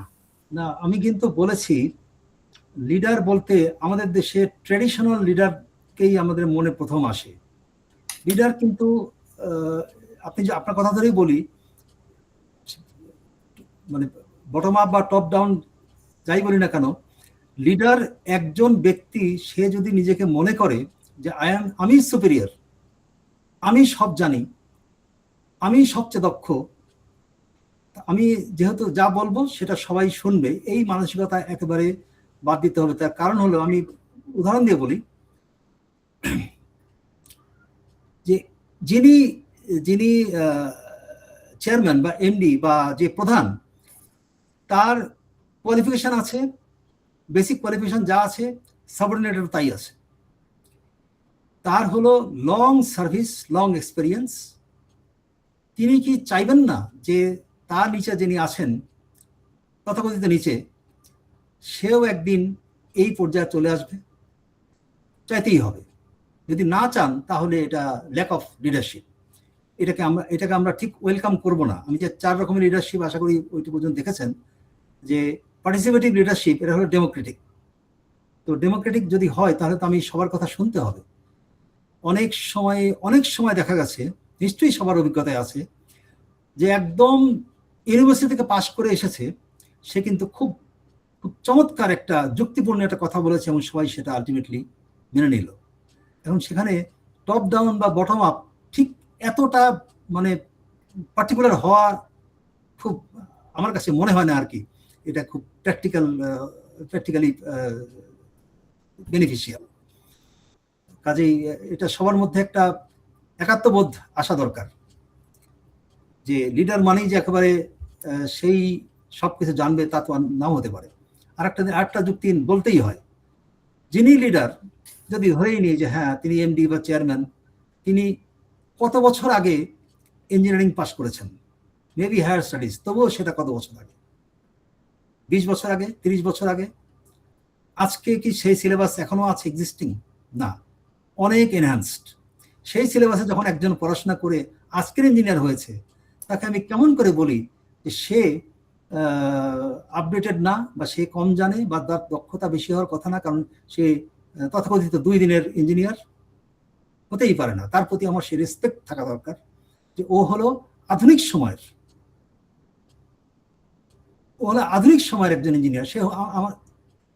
সে আমার চেয়ে, আমাকে শোনা যাচ্ছে? হ্যাঁ জি, শুনতে পাচ্ছি। হ্যাঁ, সে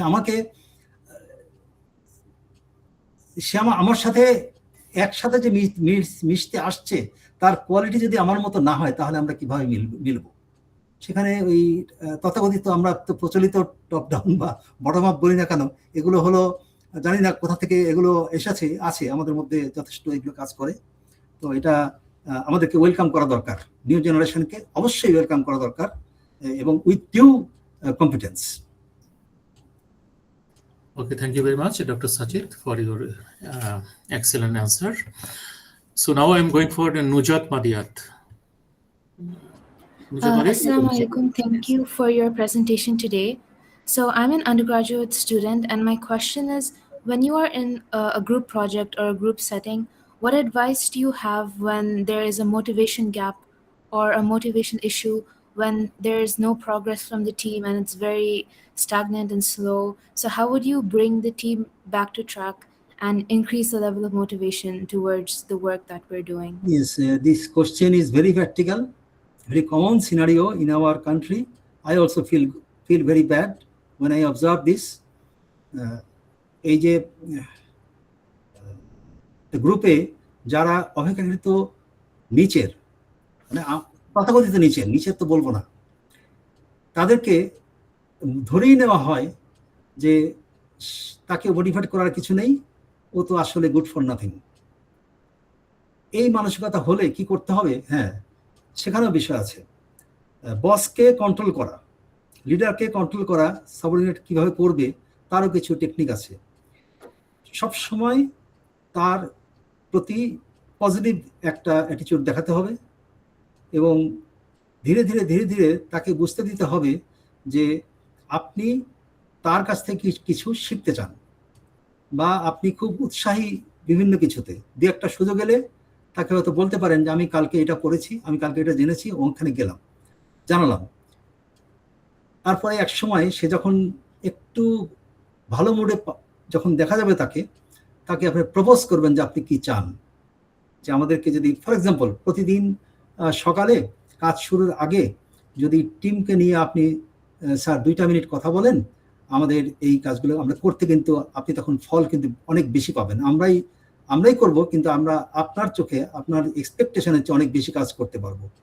এইভাবে কিছু কিছু সিচুয়েশন কিছু ম্যানেজ করার চেষ্টাও করতে হবে, এবং ওই যে ভালো রিলেশন করতে হবে, পেশেন্স রাখতে হবে। কোনো অবস্থাতেই এটাও কিন্তু একটা প্র্যাকটিস, যদিও অনেকের পছন্দ হয়তো হবে না, যে রুল নাম্বার 1, রুল নাম্বার 2, আমি জানি না এটা জেনেছেন কিনা। রুল নাম্বার 1 হলো your boss is all right, your boss is always all right. Rule number 2, if you think your boss is not all right, follow rule number 1. এটা হলো British ঔপনিবেশিক ভাবধারা। এখন নিশ্চয়ই এরকম আমরা চাইব না। আমাদের বর্তমানে, আমিও না, একেবারে এইভাবে বলা যাবে না, বর্তমানের লিডার যারা ইঞ্জিনিয়ারিং এনভায়রনমেন্টে, তাদেরও কিন্তু পরিবর্তন এসেছে। হয়তো আপনি যেটা বললেন কারেক্ট, হতে পারে এরকম আছে, থাকবে না কেন, কম বেশি তো সবাই আছে, কিন্তু এই নিজের কারিশমা দিয়ে বা নিজের কিছু বুদ্ধি করে এই সিচুয়েশনকে ইমপ্রুভ করার চেষ্টা করতে হবে। ইনশাআল্লাহ, patience, if you have your patience, you will succeed. Okay, thank you very much, Dr. Sajid. I'm going for the next question. Engineer Hasan Bhai, you can ask your question. Thank you. Nice to learn about you, Mr. Sajid Bhai. I see that you are holding very good positions worldwide, and I would, me along with other engineers in Bangladesh will follow. My question is direct question. Say, what are the shortcomings of our engineers to be a leader? You already, in your first 1 or 2 sentences, you already mentioned that we are good engineers, but we are working all over this earth, but we are not in good positions. So what are the shortcomings, major shortcomings that you identify to our engineers? হ্যাঁ, এই প্রশ্নটা আপনি করেছেন, এটা একেবারে একটা বাস্তব জগতের একটা বিষয়, মানে রিয়েল ফিল্ডে যা হয় আর কি। যেমন আপনার বা কারো সবারই অনেক ধরনের কোয়ালিটিজ আছে, ইটস ট্রু, কিন্তু সেই ডিজায়ার্ড পজিশনটা হয়তো ওই এনভায়রনমেন্টে হচ্ছে না। এখন যদি if you really come to a conclusion যে এই এনভায়রনমেন্টে আমি হয়তো কখনোই ওই টিম লিডার বা প্রজেক্ট লিডার অথবা অ্যাডমিনিস্ট্রেটিভ কোনো একটা উইং এর প্রধান এরকম আমি হতেই পারবো না, বা হতে পারবো না অযোগ্যতায় না, মানে হওয়ার কোনো সুযোগ আপনার সামনে আসছে না, অন্ততপক্ষে আপনি ইউ ক্যানট সি ইট। এখন সেখানে কি বলা যেতে পারে? সেখানে বাধ্য হয়ে বলতে হবে যে চেষ্টা করতে হবে যে প্যারালেল আপনার অন্য কোন এভিনিউ আছে, যেই এভিনিউতে আপনি হয়তো শাইন করতে পারেন। এটা কিন্তু দেখা গেছে যে চেঞ্জ অফ ওয়ার্কিং প্লেস বেশিরভাগ ক্ষেত্রে ব্রিংস ফরচুন। কাজে এটাও একটু খেয়াল রাখতে হবে, এবং ওই একই এনভায়রনমেন্টে যদি না পাওয়া যায় এবং পেতেই হবে, এটা কিন্তু আসলে খুব ভালো কিছু বয়ে আনে না। তখন দেখা যায় যে ওই যে so-called office politics, other things, এগুলো শুরু হয়। এগুলো অ্যাভয়েড করে যার যোগ্যতা যার আছে, সেই you should be very very confident যে আমি অন্য কোথাও যাব এবং সেখানে গেলে আমার ভালো হবে। হবে না কেন? আমি একটা জিনিস চাইবো সিনসিয়ারলি, আল্লাহ তাআলা আমাকে দিবেন না? অবশ্যই দিবেন। তো একটু যাই হোক, সিচুয়েশন সবসময় তো সবকিছুর কন্ট্রোলে থাকে না, তো সেটা চেষ্টা করতে হবেই আর কি, আমাদেরকে মেনে নিতে হবে এবং চেষ্টা করতে হবে। স্পেসিফিক অ্যান্সার দেওয়াটা একটু কঠিন, তবে আমি যেটা বললাম আশা করি এতে হয়তো কিছুটা অ্যাটলিস্ট অ্যাসিস্ট করতে পারে। Okay, thank you very much once again, Dr. Sajid. I'm going for the next question. Rapunzel Ariana, I believe grade 8, right? Rapunzel, you can ask your question. First of all, I want to thank this amazing presentation. I learned a lot, but I had like this one question throughout the presentation, which is, can strong leadership become a weakness if it reduces independent thinking within a team? Can you repeat it? Hands-on. Okay, so can strong leadership become a weakness if it reduces independent thinking within a team? But yes, it is correct. What you said is correct. Yes, the leader should have a wide open heart. He should welcome, and he or she should contain, that I said, that one of us, most of us, best of us. সে সকলের মধ্যে কি আছে ভিতরে সেটা সে ধারণ করবে। তো যদি স্ট্রং লিডারশিপ বলতে কোন দিকে স্ট্রং, ইতিবাচক, পজিটিভলি স্ট্রং আর নেগেটিভলি স্ট্রং, সেটা একটু দেখা দরকার। যদি পজিটিভলি স্ট্রং হয়, অ্যাসেট ফর দ্য টিম, সবার জন্য ভালো। আর যদি নেগেটিভলি স্ট্রং হয় তাহলে তো সেটা তো কখনোই কারোর জন্যই ভালো হয়ে আসবে না। তখন চেষ্টা করতে হবে টিমকে যে আস্তে আস্তে কিভাবে but can I say something real quick? Yes. Okay, so what if like a team, right, is working on a project? Okay, since I'm in grade 8 now, what if like everyone's working on a project, right, a group project, and the leader of the team, like she or he is like dropping really good ideas? Does that mean like the other team members should like stop thinking because they depend on the leader too much? না, তাহলে practice ভালো হবে না। তার কারণ হলো যে if leader considers that thinking or taking decision, all this things are leaders part, followers will only follow. Ideally, there shouldn't be, or I'll say in different way, the followers and leader should be in same line. It is only the appointment that makes someone leader and someone follower. But the competence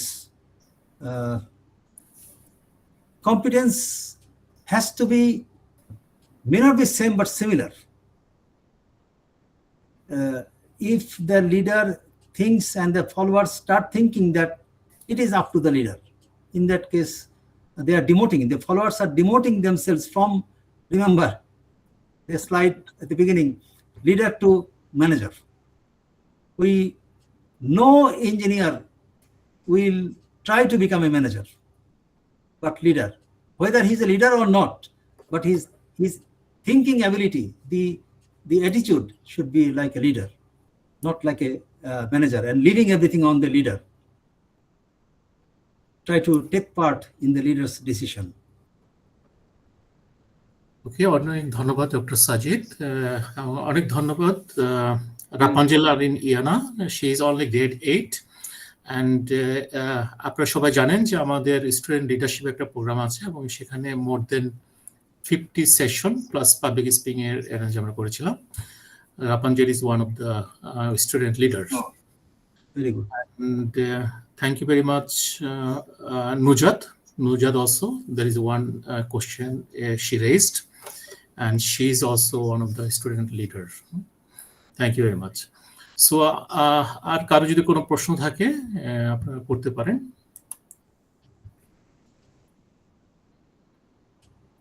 doctor Sajid, আপনার যে অ্যাবসেন্সে আমরা আসলে open discussion করেছিলাম, সেখানে অনেকে join করেছিল। আচ্ছা, unfortunately actually আমি দুঃখিত, এটা আমি বুঝতে পারিনি। না বুঝতে পারলে হতো, কারণ কি এখানে আমি তো স্ক্রিন দেখতে পাচ্ছিলাম, আমি আপনাদেরকে দেখতে পাচ্ছিলাম না। আমি শুধু আমারটা দেখতে পাচ্ছিলাম, যার জন্যই আমার মনে হচ্ছিল যে শেষের দিকে প্রশ্ন না থাকে কি আমরা তাহলে কনক্লুড করতে পারি? হ্যাঁ, অনেক দেরি হয়ে গেছে অলরেডি। আমি এক্সট্রিমলি সরি টু এভরিওয়ান। এরকম হবে আমি আসলে unexpected. particularly sorry to the audience. আপনারা যে এত কষ্ট করে পার্টিসিপেট করেছেন, এতক্ষণ ধরে আপনারা আছেন, কারণ অন্যদিন তো দেখি এটা শেষ হয়ে যায় 10:30 বা অন্তত 11টার মধ্যে আমাদের টাইম।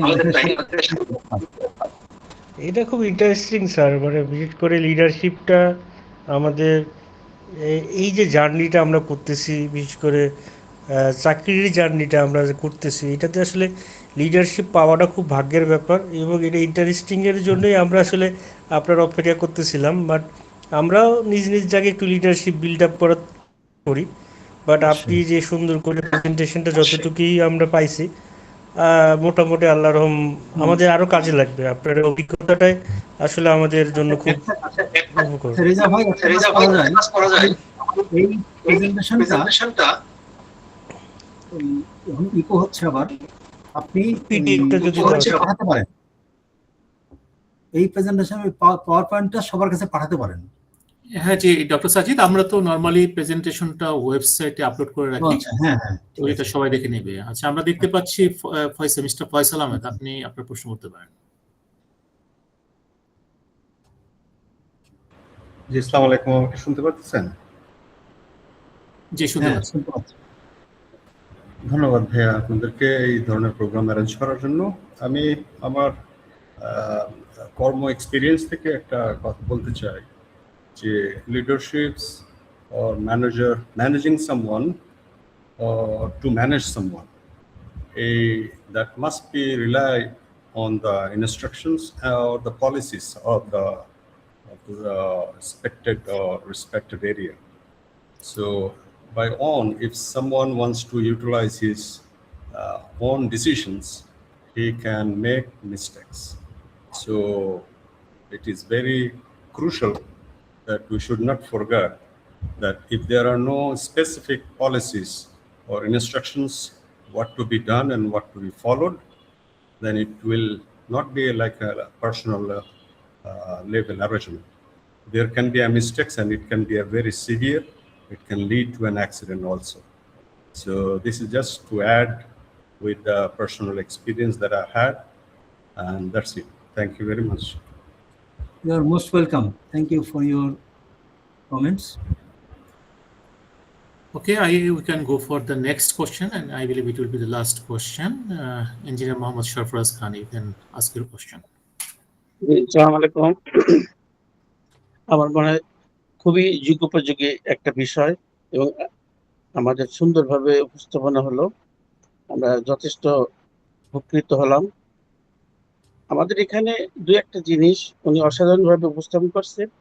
আমরা মনে করি এই বিষয়গুলোকে আরেকটু ভাবে এলাবোরেট এবং গুরুত্ব আরোপ। যেমন এই যে লিডারশিপটা আসলে এটা অনেকেরই জন্মগত হয়, কিন্তু আমরা যেখানে কাজ করি, অর্থাৎ আমরা এই যে এত বছর শিক্ষা লাভ করলাম, আমাদের শিক্ষা ব্যবস্থা কিন্তু খুব একটা মানে সুদূর প্রসারী চিন্তা নিয়ে এখানে সিলেবাস গুলো দেওয়া হয় না যে এখান থেকে লিডারশিপ গ্রুপ। আমাদের এই লিডারশিপের বড় একটা অন্তরায় লক্ষ্য করছেন কিনা যে ব্রিটিশ প্রচলিত যে সিস্টেম গুলো আমাদের এখানে বিরাজমান, যে কারণে দেখবেন অফিস আদালত সর্বত্র এখানে আমাদের আরোপিত ভাবে কাজ করতে হয়, অর্থাৎ উপর থেকে যেটা চাপিয়ে দেওয়া সেটাই। কিন্তু লিডারশিপ যে সিস্টেমটা আপনি যারা জানেন যে আপনি লিয়াকত ভাই এখানে থাকার কথা, যে দুবার যে প্রশাসক এবং ইউএর ভাইস প্রেসিডেন্ট, উনি অসাধারণ একটা কথা বলছিলেন অফিস বিষয়ে, যে আমরা অফিসে ম্যানেজার চাইনি, উই ওয়ান্ট লিডারশিপ। এই কথাটা যে কত সুদূর প্রসারী, এটা আমরা যারা এখানে বিজ্ঞ তারা সবাই আমরা জানি। এটা আমাদের সমাজে সর্বস্তরে যদি আমরা নিতে না পারি, অর্থাৎ বিশেষ করে এই যে আমাদের সর্বোচ্চ মেধাবীরা, এটা আপনি জানেন যে সারা পৃথিবীতে আমাদের অনেক ছেলেপেলে যে স্ট্রাগল করতে হয় এই লিডারশিপ গ্রো করে না করার কারণে। আমরা মিডিল ইস্টে এটা বিশেষভাবে আমরা অনুভব করি যে আমাদের এখানে অত্যন্ত মেধা সম্পন্ন ছেলেপেলে এসে তারা অনেক পিছনে পড়ে থাকে। আমার কাছে যেটা মনে হচ্ছে যে তাদের মেইনই হলো যে লিডারশিপটা গ্রো করার কোথাও স্কোপ আমরা দেইনি, না এটা পরিবার থেকে, না সমাজ থেকে, না বিদ্যালয় থেকে, না মহাবিদ্যালয়, না বিশ্ববিদ্যালয়। এটা এলো ওভারঅল। তারপরে আমাদের আরেকটি বিষয় হলো যে আপনি একজন ইঞ্জিনিয়ার, প্রথমেই আমাদের ধরে নিতে হবে যে আপনার টিমের একটা প্রধান সদস্য অথবা এর বৃহত্তর একটা সদস্য। এই টিম ওয়ার্কের প্রথম কোয়ালিটি তো লিডারশিপ। এটা যদি গ্রো আমরা না করতে পারি, তাহলে আমরা আমাদের জাতীয় উন্নয়নে যেমন আমরা উন্নয়ন ব্যাহত হবে এবং আমার ব্যক্তিগত উন্নয়নটাও কিন্তু ব্যাহত হবে। তো দুর্ভাগ্যক্রমে আপনি সিনিয়র ভিত্তিতে আপনি আমাদের এখানে প্রমোশনটা আপনাকে উঠাই দেওয়া হচ্ছে, তো যেখানে এই যে যার ভিতর লিডারশিপ আছে সেই তো একটা সমাজকে পরিবর্তন করবে, সে একটা ইনোভেটিভ আইডিয়া নিয়ে আসবে, অন্য ইনোভেটিভ ভিশনকে গুরুত্ব দেবে। এই যে দেওয়া হচ্ছে না বা এই সুযোগটা পাচ্ছে না আমাদের মেধাবীরা, এর জন্য কিন্তু আমরা মারাত্মক ভাবে আপনি চোখের সামনের উপর একটা সমাজ উঠে যাচ্ছে আমাদের। আমি সবসময় এটা বলি যে এই যে ইউএর ভিতর আপনি জানেন তারা এডুকেশনের উপর মাত্র এই 10-12 বছর হলো গুরুত্ব দিচ্ছে।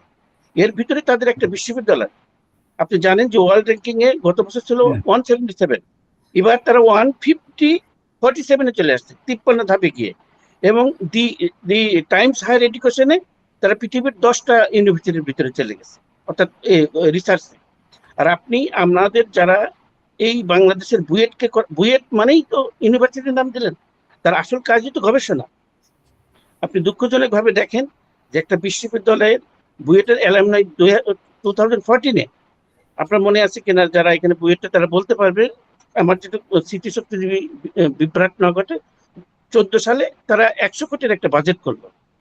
এটা অ্যালামনাই কি করতে হবে? অ্যালামনাই শুধু এটা বুস্ট আপ করার জন্য করবে, কিন্তু তার বাজেটই করলো যাতে বুয়েটে কোনো গবেষণা হচ্ছে না। আমরা সংক্ষেপে একটু প্রশ্ন করলে আমরা শেষ করতে পারবো। আমাদের আমি খালি একটু যোগ করতে চাচ্ছি যে এই যে লিডারশিপটা গ্রো করা, এটার জন্য আমাদের সর্বত্র একটু আলোচনাগুলো হচ্ছে, যাতে আমাদের এই সিস্টেমগুলোর ভিতর থেকে যদি আপনি লিডারশিপ গ্রো না করতে পারেন, তাহলে সে এসে যেখানেই যাবে হোঁচট খাবে। সে এন্টারপ্রেনার বানানোর জন্য আমাদের এখানে অনেক কথাগুলো হলো, তার লিডারশিপ যদি আমরা গ্রো করে না দিতে পারি, সেটা ইম্পসিবল থিং। আমাদের কমিউনিকেশনের সমস্যা, এই লিডারশিপের সমস্যা, এইগুলো যদি আমরা আপনার নিরূপণের জন্য শিক্ষা ব্যবস্থার ভিতর কিছুটা মানে আমরা এটা ব্যাপক পরিবর্তনের জন্য কাজ না করি বা আন্দোলন না করি, আন্দোলন বলতে আমি বোঝাচ্ছি আর কি এইভাবে নানা ফর্মে বলতে যাতে যে কর্ণধার যারা এই জিনিসগুলো করে তাদের অন্তরে যদি এটা না আসে, একটা সমাজ পরিবর্তন সম্ভব না। এবং এটা লিডারশিপ ছাড়া একটা সমাজের ব্যাপক কোনো পরিবর্তন ইম্পসিবল। তো সেই লিডারশিপ তো আমরা অনেকগুলো ডিপার্টমেন্ট বাংলাদেশে, আপনি দেখেন প্রত্যেক ডিপার্টমেন্টের কার্যক্রম, আপনি যদি দেখেন ইন্টারন্যাশনালি তাদের অবস্থান কি, তারা কি কাজগুলো করে, আর আমরা কোন অবস্থানে আছি, এগুলো ভাবলে আমরা সত্যি শিহরিত হই। ধন্যবাদ। আপনাকেও ধন্যবাদ। অনেক অনেক ধন্যবাদ। আচ্ছা, এই প্রসঙ্গে উনি যেটা বলে গেলেন ইঞ্জিনিয়ার রেজা ভাই, আমি একটা মনে হয় আপনার সঙ্গে আমার যেদিন আলোচনা হয়েছিল কিছু, আমি হয়তো বলেছি মেন্টরিং। এই যে যেটা বললেন যে নিউ জেনারেশনকে গড়ে তোলার দায়িত্ব যখন সে first year, second year, third year বা যাই হোক, সেটা তো পড়াশোনা করেই তো হয়ে গেছে। এখন তো সেই ফার্স্ট ইয়ার, সেকেন্ড ইয়ার নাই, ইউনিভার্সিটি নাই, টিচাররা নাই, কিন্তু এখন আছে সিনিয়ররা। এই মেন্টরিং এর বিষয়টা কিন্তু সিস্টেমেটিক ওয়েতে, কারণ আমার অভিজ্ঞতা আছে, আমাদের ইনস্টিটিউট অফ মেরিন ইঞ্জিনিয়ার্সে মেন্টরিং চালু হয়েছে গত বছরে, হওয়ার সঙ্গে সঙ্গে আমি জয়েন করেছি অ্যাজ এ মেন্টর, করে যাচ্ছি। কাজেই বিএ ওয়ার্ল্ডকে আমি পরে হয়তো বিস্তারিত আলাপ করব, বিএ ওয়ার্ল্ড কি একটা সিস্টেমেটিক ওয়েতে মেন্টরিং করার কথা হয়তো ভাবতে পারে, তাহলে কিন্তু ওই যে যারা নিউ কামার্স তাদের কিন্তু অনেক হেল্পফুল হবে তারা।